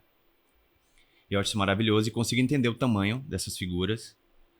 Só que, ao mesmo tempo, eu particularmente tenho uma coisa muito que é... Eu não gosto muito de personalização de nada, sabe? Eu consigo entender como gigantesco é o Matheus Nastergaile, o Marco Palmeiras, o Irandir Santos, de entender as potências que eles são, mas é ser humano para ser humano. E eles se colocam assim, né? E eles se colocam assim. E aí é um outro grande privilégio, porque eles são tão grandes que eles não precisam se colocar como figuras especiais. Eles só são especiais, só, né? Eles são especiais, eles não precisam se colocar para ninguém dessa forma. E eles são muito tranquilos. Então, é muito fácil já humanizar essas figuras. E aí tem uma hora que você eu vou estar na cena com eles. Então, na cena são dois atores. Então, a gente vai ter que jogar em cena, a gente vai ter que brincar junto. E vai ter que ser aqui, em prol do trabalho. Eu não posso ficar olhando pro Matheus e tá babando ele em cena. Não, agora é Lívio, Norberto. E ele não quer isso, ele quer o jogo. Ele né? quer o jogo. Eu dizia para Osmar Prado. Exatamente isso. Eu dizia para Osmar Prado uma coisa que parece ser uma mitidez. Eu falava, Osmar, é muito fácil contracenar com você. Olha só, quanta coisa, né? Por quê? Porque ele vem tão personagem que já não é mais Osmar Prado. Então facilita pra gente também achar o nosso, porque ele já vem pronto, né? Quando se você vê dois atores meio ainda querendo achar o personagem, aí a gente que não tá no nosso ainda, no ponto que deve ser, percebendo que o outro também não tá, aí dificulta tudo, né? Então tem duas inseguranças ali. É isso, eu sinto isso com o Irandir, com o Marquinhos, com o Matheus, com muitas pessoas no elenco. Mas, tipo, fui gravar com o Irandir. O Irandir tá aqui, ele tá dentro do seu olho, ele tá falando dentro do seu olho. Não tem como você não escutar, não tem como você não ser captado pelo olho dele. Você não tá na forma esperando a deixa, você tá... A dificuldade da escuta se facilita, tem a ver com o que você fala. Porque você tá ali, que é o lugar da presença, da magia, da atuação que acontece naquele momento. A gente pode pensar várias coisas. Tem, às vezes, uma cena que você desenhou na sua cabeça de um jeito, na hora que você tá fazendo, ela vai para outro e fala, que bom, no meio da cena foi para outro lugar. Vamos jogar nesse novo lugar que surgiu. E eu não gosto de nenhum tipo de não sei se a palavra seria certa, seria personificação, personalização, mas eu não gosto de endeusar ninguém em nada. Porque todo mundo é ser humano. Pode ser a pessoa que eu mais admire, sei lá, sabe? Eu não gosto de colocar as pessoas num lugar porque eu posso admirar o trabalho, mas eu não sei quem é ela enquanto pessoa. E é muito gostoso quando você vai encontrar essas pessoas e falar, porra, o Marco Palmeiras é muito massa. Enquanto pessoa. Não só enquanto ator. É, né? A pessoa é massa. Aí fala... Aí eu tava assim pensando, eu falei, porra, eu tô aqui batendo um papo sobre besteira, sobre da vida, qualquer coisa, com o Marco Palmeiras, com um cara que eu cresci vendo, que, sei lá, tá fazendo protagonista na TV há 40 anos. Só que é aqui, sabe? E ele se coloca nesse lugar de naturalidade, na horizontal mesmo, sabe? Todo mundo tá no mesmo lugar. E todas essas figuras têm esse lugar. E é uma das sortes, não sei se em outros trabalhos, outros elencos tem isso, mas no nosso elenco não tem estrelismo. E aí quando eu chego na televisão, e é um grande aprendizado também de se Marco Palmeira, que é o protagonista da novela, tá ali uma cara dentro daquela estrutura, conhecido no país todo, onde for todo mundo sabe quem é. Ele é essa figura, como é que eu posso viajar na maionese? Sabe? Ele dando exemplo ali, né? Tá ali ele, Jackson Tunes, Matheus, todo mundo é aqui. Claro que tem, né? Assim, isso não é uma maioria, são alguns, né? Uhum. A maioria, na verdade... se acha. E eu costumo dizer que quando a pessoa começa a se achar, ela começa a se perder, né? Começa a se perder. Breno, pegue mais uma. Pega mais uma. É que eu falo muito. Se deixar, a gente fica umas horas. Não, você tem que falar. Eu é que tenho que falar menos, porque se deixar também eu me empolgo aqui e começo a falar. A gente vai um alimentando o outro no papo, é bom assim. Quem a paca cara compra, a paca cara pagará. É, o trava-língua, né? Mas eu falei, não falei? Falou todo. Quem a paca... Agora eu fui pensar. Fale umas 3, 4 vezes seguida pra ver. Quem a paca cara compra, a paca cara pagará. Mas fale. Quem a paca cara compra, a paca cara pagará. Quem a paca cara compra, a paca cara pagará. Quem a paca cara compra, a paca cara pagará. Foi ruim, tá ruim, mas tá bom. Tá massa. O trava-língua é legal porque se a gente não tiver a imagem de cada coisa, fica tudo a mesma coisa, né? Então é por isso que a gente se perde às vezes, né? Fala um pouquinho da preparação, porque assim, eu tive lá no Rio também, Isis foi ver, né? Isis maravilhosa.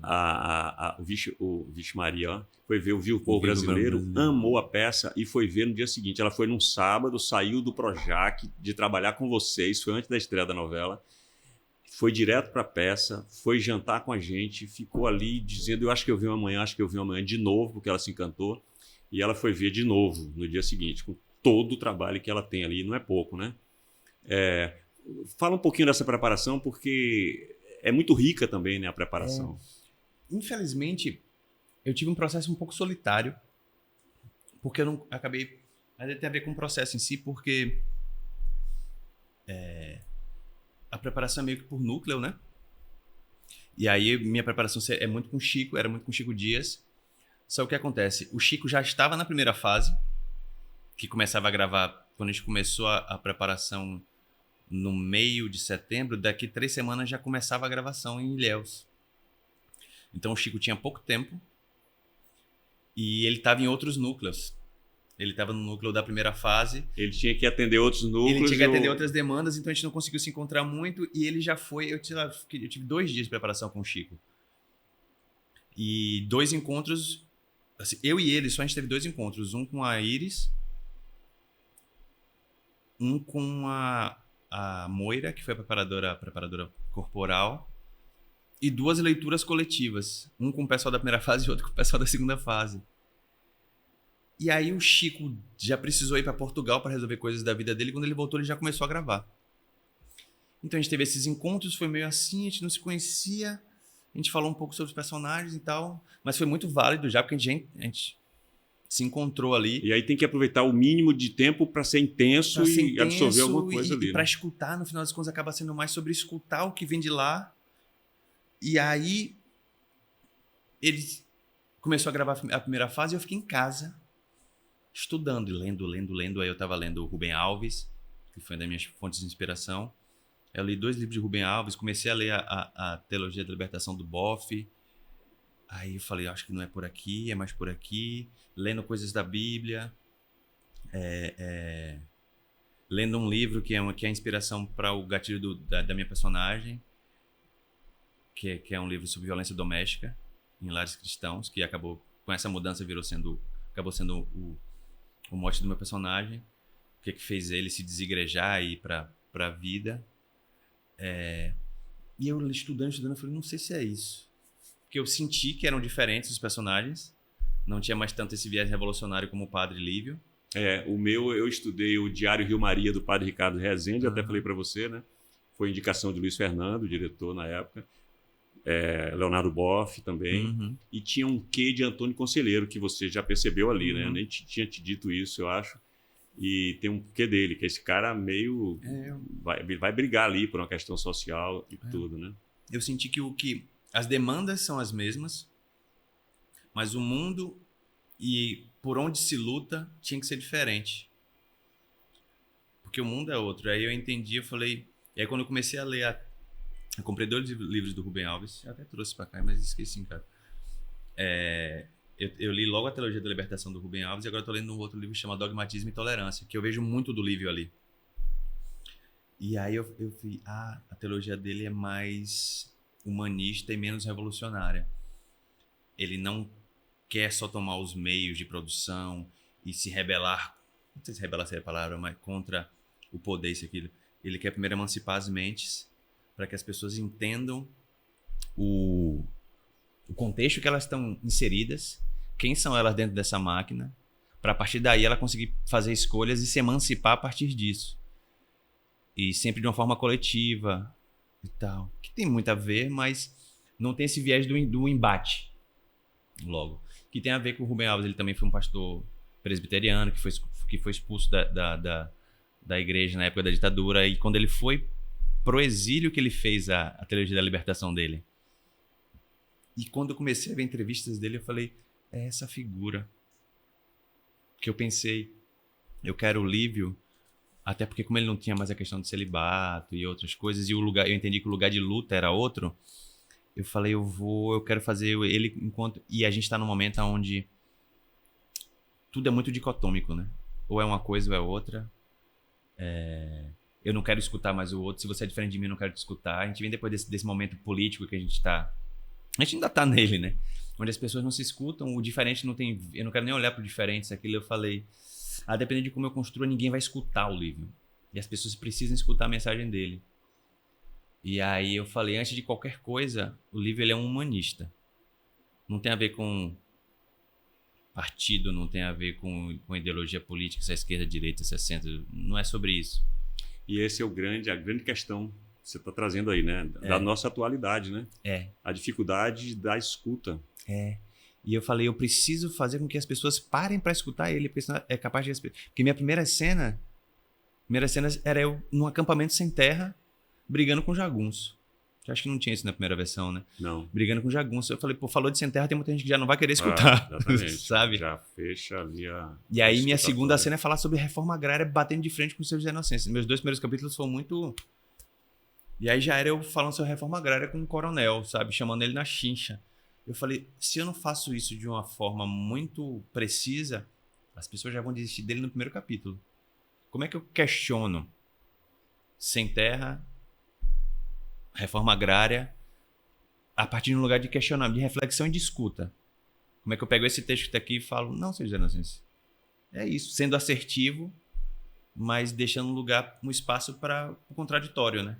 E é interessante você falar dessa característica dele agora, né? Você falando das mudanças pela mudança mesmo, né? do país em outro momento, porque o que as pessoas gostavam do padre há 30 anos atrás era exatamente isso. Porque não tínhamos chegado ainda nesse momento agora de ver 2 lados assim no país, né? Então era mais fácil chegar para todos aquele questionamento, todos os que queriam, né? Reivindicar também os seus direitos, do que hoje, como você falou, se vai... Né, defender ali um povo sem terra, já tem uns que já ficam... Todo mundo já tem um monte de certeza sem nem saber do que você está falando, né? Só que a luta continua sendo a mesma, dos 2 livros.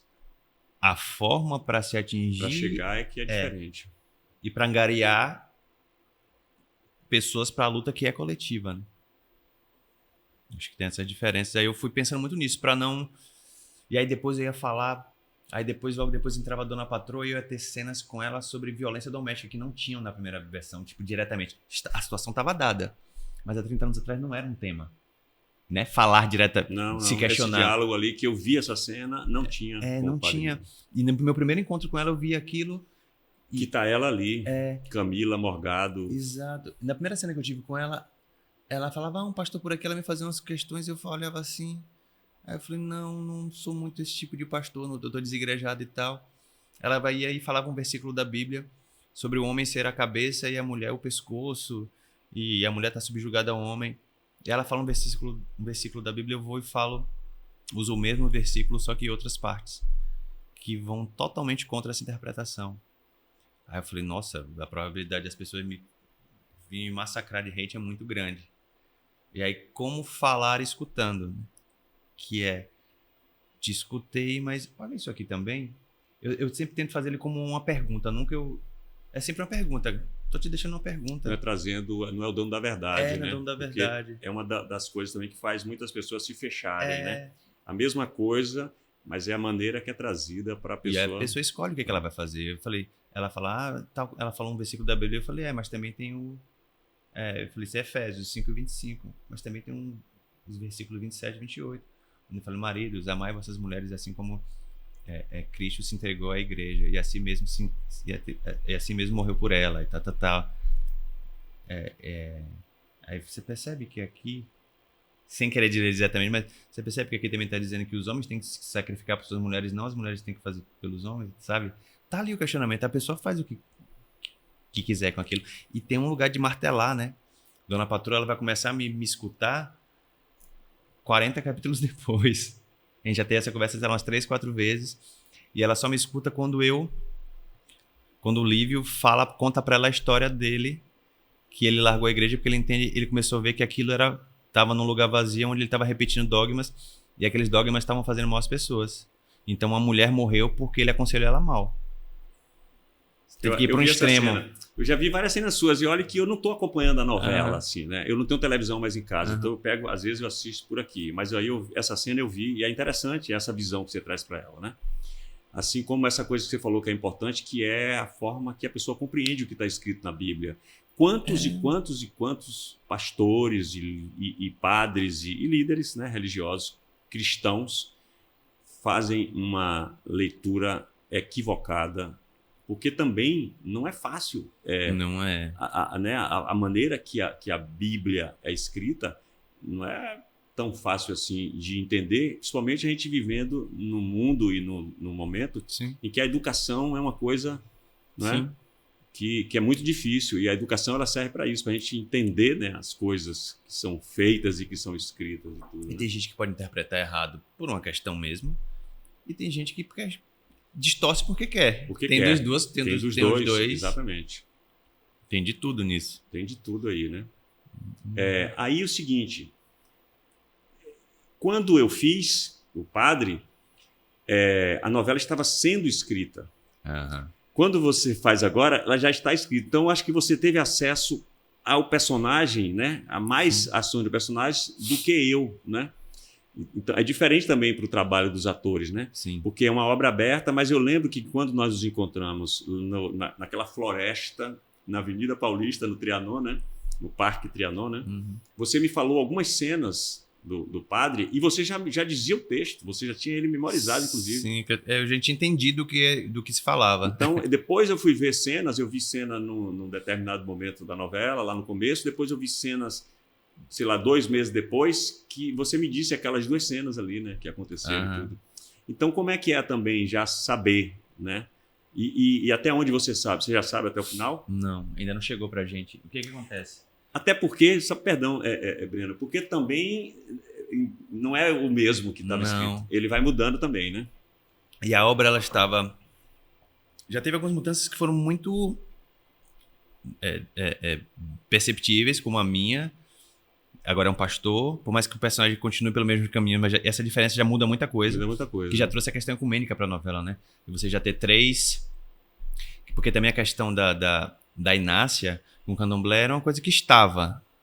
Na primeira. Não foi tão marcado como agora. Não foi. Agora não. No começo foi... Temos um padre, um pastor e uma mãe de santo. E os 3 falam sobre espiritualidade. E é interessante porque a Inácia agora é também, obviamente, por conta do que foi conquistado pela luta do povo preto. Né?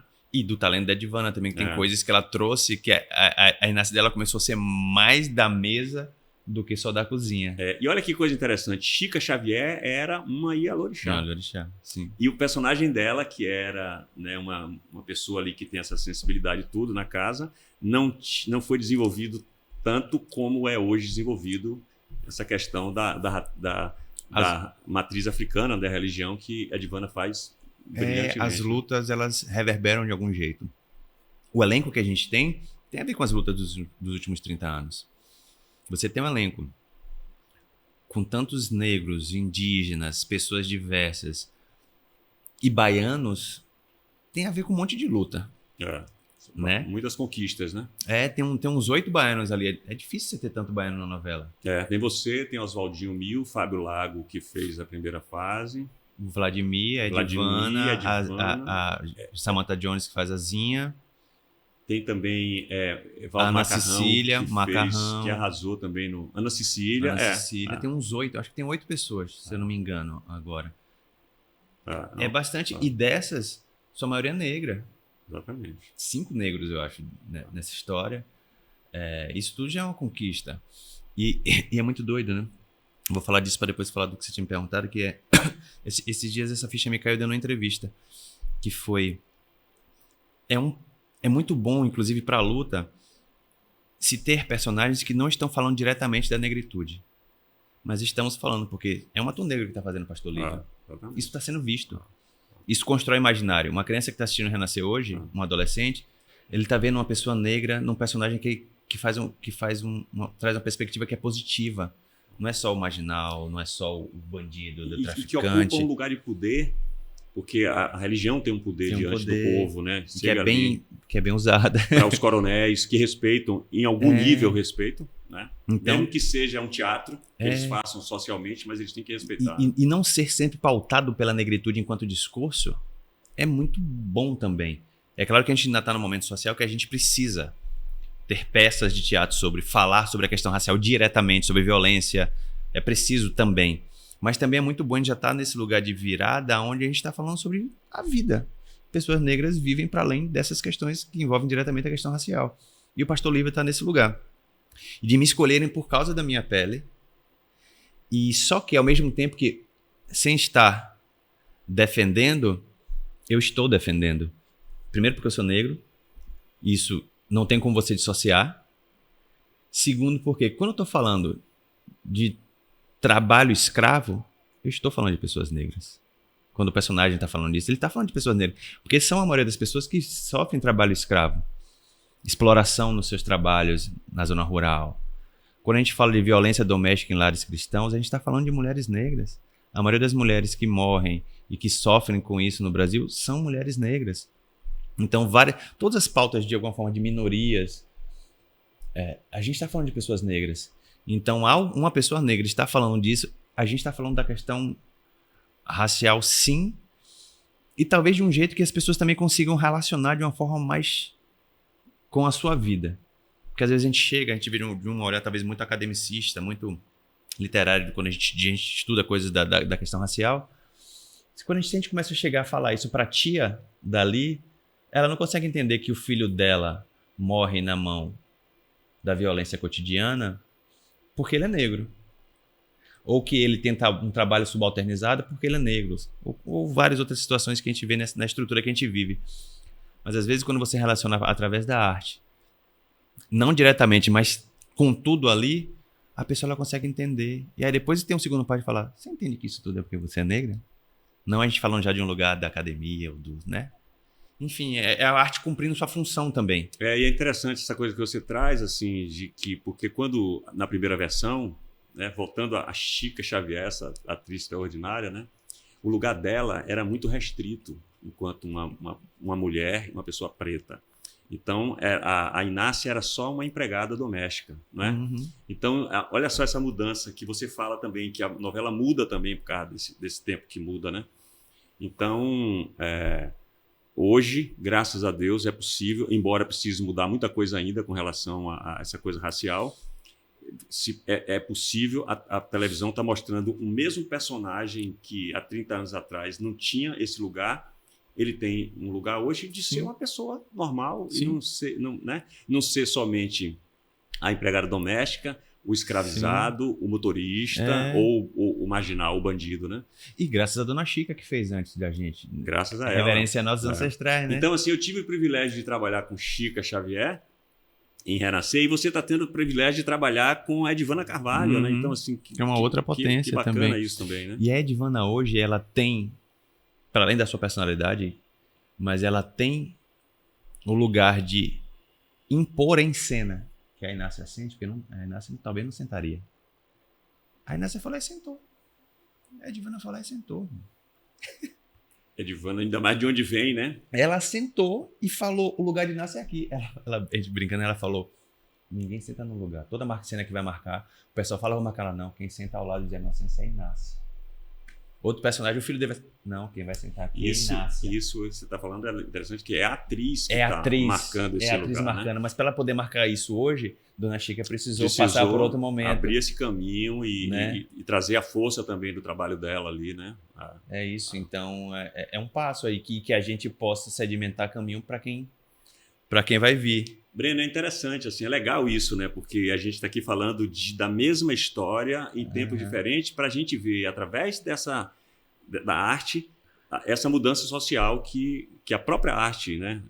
É uma das coisas que a arte faz muito, é fazer essa mudança social, né? Humanizar o homem, né? Uhum. Então é bom, né, a gente estar trazendo essa comparação, assim, né? Sim. Do que foi e do que é hoje, as conquistas, né? Que são muitas, né? Que estamos tendo, né? Elas vão reverberando aí e vão ecoando. O que é mais difícil, o que é mais fácil para você no Padre Livre para fazer? Porque a gente sempre tem uma coisa que facilita e tem outra que, né? É difícil porque as cenas dele sempre são muito longas. Então é muito texto. Na época, Fagundes dizia para mim que se eu ganhasse pelo que eu dizia, o Padre Livre, eu ia ser o maior salário da novela. Fala bastante, né? Porque talvez ele, tanto o padre quanto o pastor, eles não apareçam tanto de todo dia, porque ele não está em todas as histórias, isso, aquilo. Mas quando eles entram, sempre eram cenas muito importantes, com texto muito complexo, que tem toda uma demanda de não só para memorizar, para entender o que você está falando, senão você só vira papagaio, né? Então acho que tem essa dificuldade, e essa dificuldade que a gente falou antes, de como esse corpo, essa mente em serviço se diferencia mesmo tendo tantas coisas onde você acredita. Porque tem muita coisa que o Lívio fala e faz que eu acredito muito. Que é bom para eu entender o texto dele e entendê-lo também. Mas como não cair no lugar comum da gente, que é essa dificuldade que você tinha falado antes, né? E a quantidade é muito... Os textos são muito longos, assim, muito longos. Mas são uma delícia de fazer. E é a primeira vez que você está fazendo uma obra aberta. É. Ou seja, quando a gente faz uma peça, ela acaba ali no teatro, raramente você vai encontrar alguém na rua para... O personagem se mantém vivo, né? Ele se mantém vivo, você dialoga com o povo na rua, né? O tempo todo. Já aconteceu, né? Quando o ator faz um personagem que não é bom, o povo na rua meio que, né? E assim como o padre, eu lembro que o padre ele sempre oferece um licorzinho, uma coisa assim. Teve uma cena do Padre Lívio na primeira versão lá, que ele ficou bêbado, inclusive, e sempre ele bebia um licorzinho. Aí um dia no Rio de Janeiro, eu morava ali na Gávea, aí eu passei com uma touquinha de limão, alguém falou, vai fazer uma caipirinha, hein, Padre Lívio. Então, essa troca também na rua é bacana, né? Bacana. Que você está vivendo agora, né? Tô vivendo agora e tem coisas que... E o personagem também, por mais que a gente saiba para onde o personagem vai, mais ou menos, vão entrando coisas. É que nem agora entrou... O pessoal tá falando muito que o Lívio é fofoqueiro. Porque como ele para ajudar as situações, ele vai se metendo numa família, na outra, leva a história ali e fala tal. Ele está costurando as tramas todas. Exato. Né? E ele agora pegou fama de fofoqueiro. O povo fica falando assim, de uma forma jocosa e tal, fica brincando, mas o Lívio é fofoqueiro, o pastor Fifi, tal, tem várias coisas. Só que o personagem não é só isso, obviamente. Mas é mais uma coisa que você vai lidando. Só que aí vem uma cena que ele tem um texto mais dramático, mais pesado. E transita por esses lugares que às vezes você não espera que a galera... No começo foi, o pastor só fica comendo. Fica pegando a motinha dele onde vai e come. Agora fofoqueiro. Mas ele fala, nossa, os textos são tão... Você vai compondo junto com o público também, né? Do que tá funcionando, o que não funciona, né? Eu vi alguma coisa sua, quando você entrou em contato comigo, eu queria saber quem é esse ser humano que eu não conhecia. Aí tem eu vi, acho que não sei se no seu Instagram, uma performance que você tá correndo. Uma coisa muito bonita, assim, uma coisa, sabe, impactante, assim, muito bacana, como se fosse uma passarela grande com uma esteira gigante. Uma esteira que você está correndo, sabe, uma performance, assim. Desculpa. E aquilo, ali eu vi que você tem uma performance corporal também, certo?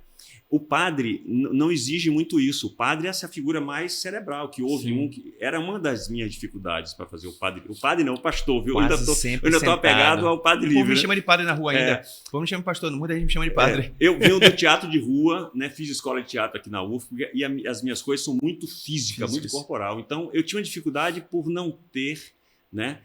Embora Luiz Fernando explorou algumas cenas, né? Mais físicas e tudo. E fala um pouco disso, desse ator, dessa sua formação, que passa por uma coisa física também. Você tem um trabalho físico muito legal. Né? Primeiro que eu era atleta. Eu também era atleta. Eu competi em natação há muito tempo e joguei bola.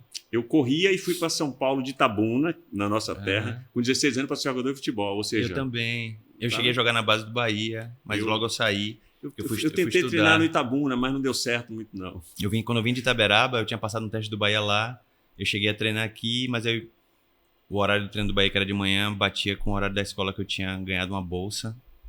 Aí eu falei, vou estudar. Aí um ano depois, quando eu entrei na faculdade, a faculdade entrou em greve, eu voltei, mas eu já tinha perdido o bonde da história já. Eu tava com 17. Então eu já tenho isso. E eu vendo esse teatro físico, que a gente faz um monte de... acessa muito o corpo. E em 2015 entrei nessa companhia, que você viu esse vídeo, chama Força Bruta, Em São Paulo? que é uma companhia não argentina, de performance aérea. A gente corre naquela esteira, desce a cabeça para baixo, corre pelas paredes, a gente faz um monte de performance aérea, a gente roda o mundo com esse trabalho. Lá caiu muitas fichas de trabalho de atuação porque não tem fala. Então eu preciso contar histórias com aquele corpo Sem a correndo, palavra, o que é né? correr, derrubar uma parede e trazer a sensação do que é que eu tô vivendo naquele momento, o que é para mim, que metáfora eu tô passando, enfim. E aí quando eu vim fazer o pastor, a maioria das minhas cenas eu tô sentado e muito texto. Foi um lugar de o que é que eu faço com a mão, o que é que eu faço com esse corpo, porque senão daqui a pouco você tá assim e a câmera não comporta você estar nesse lugar, né? Tipo, como é que... Foi uma dificuldade para mim, inclusive até agora, conversando com os diretores, a gente tem... Vira e mexe, o Lívio tá mais em pé, fazendo alguma coisa. Porque era sempre isso, eu chegava, sentava, tomava um cafezinho e... Que é isso, eu vou na casa de um coronel, cafezinho, vai na casa do outro, sentar numa mesa falando. E tirar do corpo e transformar a ação, a palavra que age, né? É mais difícil, né? É É um difícil, desafio. E é um exercício desafio. bom para ator. Outra coisa, assim, que eu tinha dificuldade, por exemplo, quando eu estava na cena, era comer Aham. e falar. Na primeira cena que eu lembro que eu fiz na novela, já foi na novela anterior, foi em Pedra sobre Pedra. Eu não fazia nenhuma coisa nem outra. Porque no teatro a gente não precisa ter a comida, embora a gente possa ter, né? Para fazer uma peça e tal. Tudo nesse microfone não precisa ter nada disso, e a gente tem que fazer o público ver tudo isso. Gostoso isso. Então eu não sabia o tempo, porque você tem uma palavra e eu vou falar, e aí eu estou mexendo aqui. Eu tinha medo de como ia acavalar a comida, até que na segunda novela, Jofre Soares, o padre... Você fez outra novela com ele? Não, aí na minha segunda novela foi Renascer. Ah, a segunda foi Renascer, tá. Aí Jofre entrou, inclusive, na história para ser ator, porque eu soube que Nelson Pereira fez uma filmagem, fazendo filme, ele fez uma figuração para Nelson Pereira num circo de lona furada no interior, não sei qual foi o filme. Quando ele foi ver o Copião, naquela época era o Copião, Nelson Pereira perguntou, quem é esse cara que come desse jeito? Jofre Soares chamou a atenção porque ele comia mesmo enquanto ele estava ali fazendo ação. Aí eu aprendi com ele, porque é para comer mesmo. E se a boca estiver cheia na hora de falar, vai ter que sair para sair natural, para sair com verdade, né? É. Então você teve essa... Como é que é para você? Eu fui entendendo fazendo. Porque primeiro, Chico Dias, inteligentemente, sabe o que ele faz? Ação. Ele faz. E para de comer. Olha que filho da mãe. Pra não Tipo, ter problema Pra de não ter que comer, engasgar ele acabou ou- de comer. E tipo, ele bota um pouco de comida, mistura e bota só um pouquinho como se tivesse acabado a comida. Então ele acabou de comer. Começando ele acabando de comer. E as pessoas estão comendo. E ele vai jogando. Ele falou, não, eu que não quero comer, até porque vai repetir isso muitas vezes, eu vou comer muitas vezes. Não. Aí eu falei, ele tá certo, ele não tá errado, não. Só que eu fui entendendo, aí o que eu comecei a fazer foi, enquanto a gente tá marcando a cena e ensaiando pra câmera, isso e aquilo, eu vou decupando onde é que eu posso morder, onde é que eu posso mastigar ou não. Aquilo que ele tá falando, a fala que eu vou ter aqui agora vai ser só uma bobagem, é simplória, eu posso falar talvez engolindo. Se eu vou ter uma fala maior, já vai- engoli e parei. pode Pode ser, eu dou prejudicar um a fala, né? Dou um gole de água e falo, mas de dar o tempo mesmo, porque na vida é assim, a gente fala um pouco ainda mastigando, a gente faz e fala, mas não comer muito é uma boa sacada, porque você tem que repetir, né? Pois Jofre comia muito. Inclusive, Ele tem comia uma hora muito? que o cara, um dos coronéis que a gente saíamos, os dois padres, comendo muito na casa de um, na casa de outro, Aí um dos coronéis, que eu acho que era o Teodoro, dá uma alfinetada nele quando ele tá comendo, ele abre a boca e joga a comida para fora. Entendeu qual é o A nível? expertise do ator. Não, e ele fazia disso uma coisa que eu penso que poucos atores no mundo fazem o que ele sabia Talvez fazer. sim. Porque a gente vai se preocupar com a etiqueta, com várias coisas, né? Eu me preocupo muito com a continuidade também. Sim. Pra não quebrar as minhas da continuidade. Então, você traz uma coisa que é interessante aí, que é, na obra aberta, numa novela, tem as continuistas, mas o ator ele tem que estar muito ligado na continuidade da construção dessa personagem, né? É uma boa escola pra gente, a telenovela, nesse sentido também, né? Às vezes aí você chega no set e a galera vem do que tá no texto. Não, porque tal coisa, eu falo, olha, eu já gravei tal cena e de tal cena eu saio assim. Não vai fazer sentido eu chegar aqui de tal jeito. Ou eu já gravei a cena seguinte, eu acho que a gente tem que fazer tal coisa pra chegar nesse estado ou com a roupa de tal jeito pra lá. E de entender, meu personagem tá vindo da onde mesmo? Qual foi a... Tá... isso ajuda a continuidade do personagem, porque senão você, às vezes, você faz uma cena que totalmente desconecta. E às vezes Da quem outra. salva a gente é o ou a continuista. É a continuista. Né? E às vezes elas vinham, eu fazia com essa mesma camisa que eu já fiz uma cena anterior. Ela falava, Jackson, estava fechado Tava até fechado, aqui. Aí, sei lá, estava em outro ambiente, ou estava mais calor, ou eu queria, né, abrir aqui para mostrar um colar que tá aqui. Aí tá bom, aí fechava. Aí, ação, aí entra, porque não sei o que, e abria. Então, tem umas malandragens Você também saiu que de lá com a bolsa do lado. você não quebra a continuidade, mas você pode modificar, né? Que Modificar. a cena, né? Mas a galera da continuidade, geralmente, eles ajudam muito. Muito. Porque às vezes é isso, você num take, é meio que... É um outro aprendizado também, de fazer se vendo de fora, né?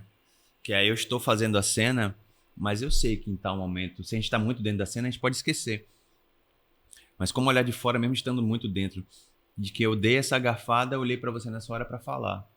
Para no próximo take, vamos repetir, você não tá aqui assim, né? Exatamente. Isso aí requer muita atenção nossa, né? Atenção, como estar, mas mesmo assim tá olhando de fora nosso próprio corpo, né? Eu gosto, é legal. Breno, a gente está conversando aqui, eu não sei quanto tempo tem, mas você tem um compromisso hoje. Você veio a Salvador, eu quero, te agradecer, porque você veio a Salvador a trabalho, né? Sábado, né? Isso aqui está indo no ar hoje, quinta-feira, mas nós estamos aqui gravando isso no sábado, senão ele teria que estar lá na novela, Exatamente. né? Mas assim, te agradecer, primeiro por tudo, por como a gente se conhece, né? Pela seu jeito bacana, assim, de entrar em contato comigo para pedir licença para um personagem que eu já fiz, né? Esse personagem agora ele é seu. Nós, na nossa conversa lá em São Paulo, né? Principalmente que no Rio a gente teve pouco tempo, nós chegamos a uma conclusão que é bacana, que você não está fazendo o que eu fiz, você está continuando. É uma continuidade. Não é o mesmo, é o mesmo, mas com as mudanças da própria caminhada da vida aí, Sim. né? Então isso é interessante, né? Assim, para mim é uma alegria assim que uma pessoa que venha fazer um personagem que eu já fiz seja essa figura que é você, um cara muito bacana, assim, muito gente fina, muito legal e tudo, um grande ator, um ser humano bonito. Eu falei, tô ferrado, vou botar um cara bonito, com a cara de galã, assim, né, para fazer um personagem, isso, né, muito, muito bom, assim. Eu fico muito feliz, sabe, de conhecer você dessa maneira que você chegou até mim, né. Assim. Eu também fico muito feliz de estar aqui, de poder conversar com os meus da Bahia, e estar aqui trocando com você, que é uma pessoa que eu sempre admirei enquanto está no meu imaginário desde antes de eu ser ator. E que esse personagem fez a gente se encontrar agora na vida mesmo, independente de qualquer coisa. É uma pessoa que eu aprendi a gostar e tá sendo legal de trocar ideia, de entender perspectiva. Hoje a gente conseguiu conversar mais do que a gente teve oportunidade na vida. Exatamente, a gente está aproveitando isso aqui, né, para nossa amizade mesmo. Tem uma coisa bacana também, que é bom a gente estar sempre mostrando, porque esse eu acho que é o nosso propósito, né? Nós conversamos antes de você da novela estrear. Sim. Falamos que seria interessante a gente estar aqui conversando sobre esses personagens, embora não tenha roteiro nem nada, é um bate-papo mesmo, é uma conversa. E teria conversa mais horas. Você falou, vamos sim, acho legal e tudo. A novela entra no ar, você faz um sucesso absurdo, que a novela é um sucesso muito grande, o seu personagem, o seu trabalho é muito bacana, e você mantém, né, não dificultou nem nada, porque às vezes, né, então rola, né? A pessoa não tem um poder, ela é uma coisa, dá um poder para a pessoa para saber se ela vai se manter. Então, muito legal que você se mantém do jeito que eu te conheci, assim. E que seja sempre assim, né? Espero manter o pé no chão, né, gente? Não dá, Pé no chão, não dá pra viver. Uma amiga minha falou isso uma vez, eu tento levar muito nisso, assim, que é ser importante é a viagem do ego. Só ninguém é importante, não se liga. Inclusive lá vivendo coisas, às vezes que eu me incomodo com algumas coisas, eu seguro a onda. Depois que eu paro pra pensar, eu falo, velho, era só um. Era meu ego falando mais do que eu, sabe? Geralmente não ajuda, não, atrapalha. E essa nossa profissão nos dá essa oportunidade da gente se melhorar através dos trabalhos que a gente faz, das pessoas que a gente conhece, né, trabalhando, direção, atores, autora, o público, né, que dá uma resposta pra gente. Né? Eu vou, com certeza, isso que você falou, eu acho importante. Eu com certeza vou sair desse trabalho uma pessoa melhor. Por tudo que tem acontecido, dentro e fora. O nosso encontro vai me tornar uma pessoa melhor. O encontro com aqueles artistas, com o público, a troca que eu tô tendo com o público, as coisas que eu tô tendo que ler, aprender, entender para poder falar o texto dele. Tudo isso melhora a gente, né? Para o povo que está nos ouvindo, que não tem consciência, às vezes não faz noção, o trabalho do ator, né? Não é só chegar ali... Não, você é papagaio. Papagaio também faz isso. Estudar mesmo para poder fazer melhor aquela cena, né? Porque você tem que entender o que você tá falando, até pro personagem pensar, né? É que nem eu tive uma cena com a Buba. E a gente falando sobre a condição dela. Você precisa entender, estudar, para que aquelas palavras façam sentido quando elas saírem de sua boca, né? Senão você faz... Isso não é nada. O que está por trás, né, daquilo ali, às vezes é muito maior do que o que está aparente. Porque é aí que o público conecta.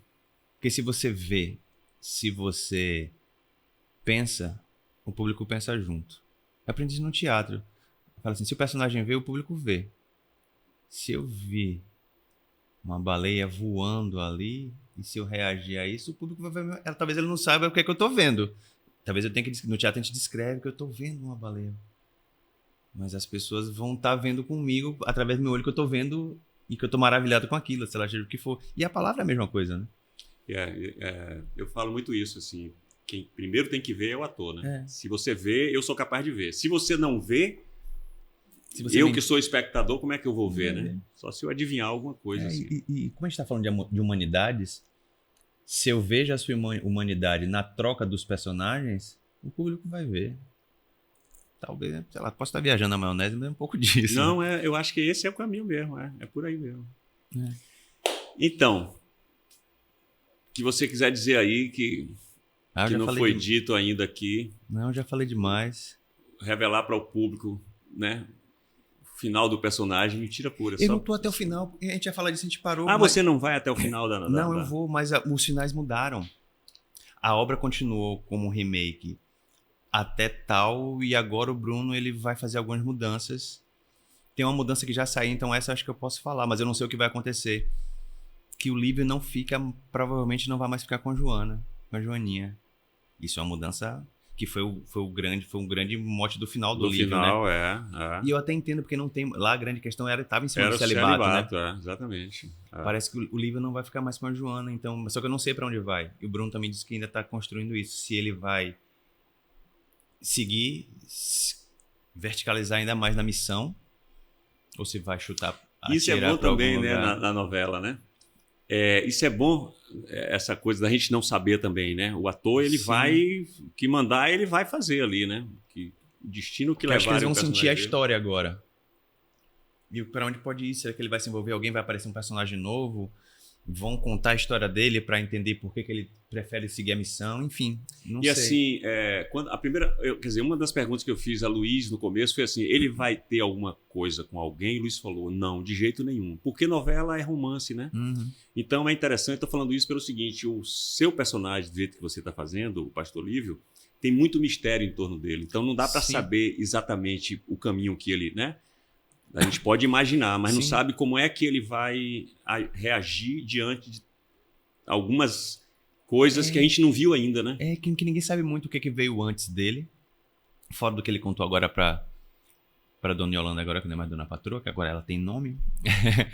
Mas tem isso aberto e eu acho que coisinhas vão acontecendo e às vezes é uma coisinha que aparece e fala, pô, acho que o público gostou disso, dá pra ir.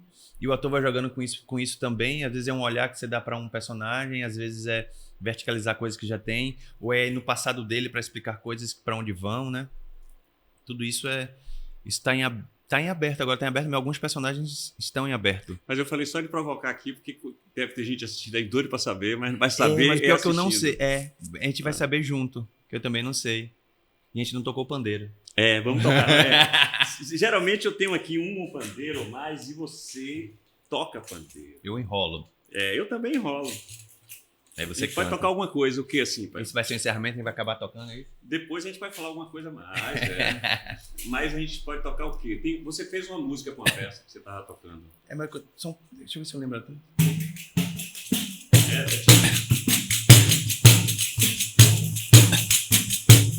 Depois de capturado, minha terra vou deixar. Eu agora sou escravo, indo pra qualquer lugar. Dentro de um navio imundo, só querem nos humilhar.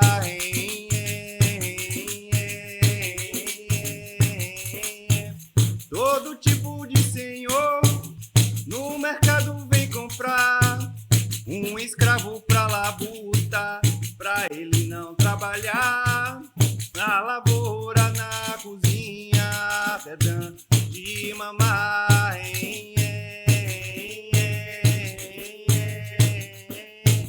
Aprendi o português, outros cabas viajar. Meu esqueci agora. Esqueci agora. Isso é uma... Bonito isso. Isso é uma peça que chama Bacuáqua, que eu quero muito trazer para Salvador. É o meu sonho. Bacuáqua, que conta a história de Mahoma Gardo Bacuáqua, que era um homem que nasceu no Benin, que ele foi escravizado lá e ele passou pelo Brasil. Acho que é a única história que se tem conhecimento de um escravizado que passou pelo Brasil, que conseguiu fazer uma biografia.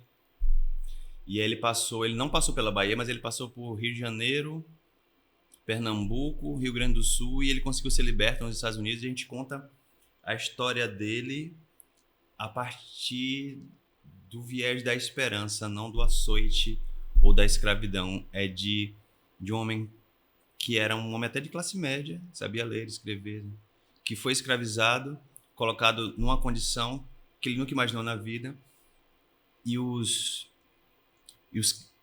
caminhos que ele percorreu para conseguir ser um homem liberto. E aí eu criei a letra é sua? É a minha. música é tudo, é um coco, né? Cabe aí no coco. É um coco, um repite, que é um coco, é bandeira com coco, né? Coco com bandeira. E eu fiz porque é meio que ele, uma pessoa que foi escravizada, como é que ele enxerga aquilo? Meu patrão era assim, tal. Essa música canta eu e o outro ator. Cada um canta uma. E eu engasguei agora na parte que é a parte que ele canta. É a parte dele, né? Eu tô querendo lembrar aqui, Dona Valdirei, na época, lavando roupa em Renascer, cantava, deixa eu ver se dá assim. Mandei caiar meu sobrado. Você lembra disso? Mandei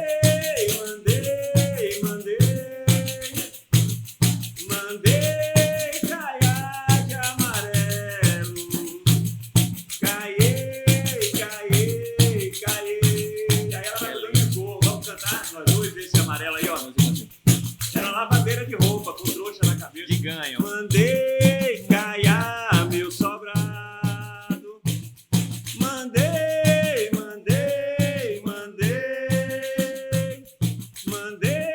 caiar de amarelo. Caiei.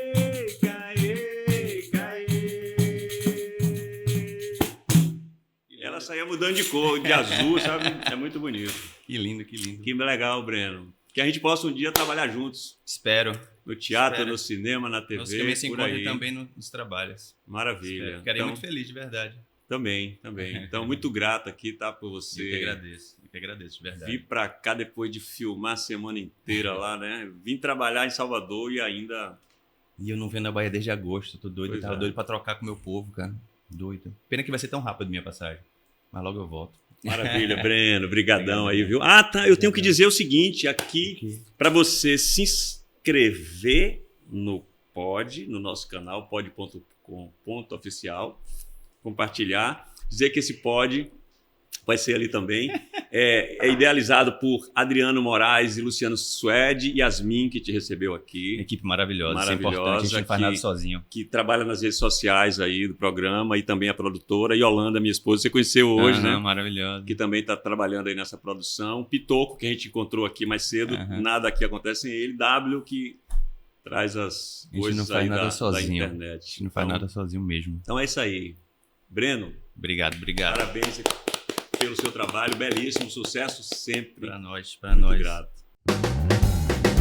Como pode um peixe vivo viver fora? Vamos lá. Pode. Pode.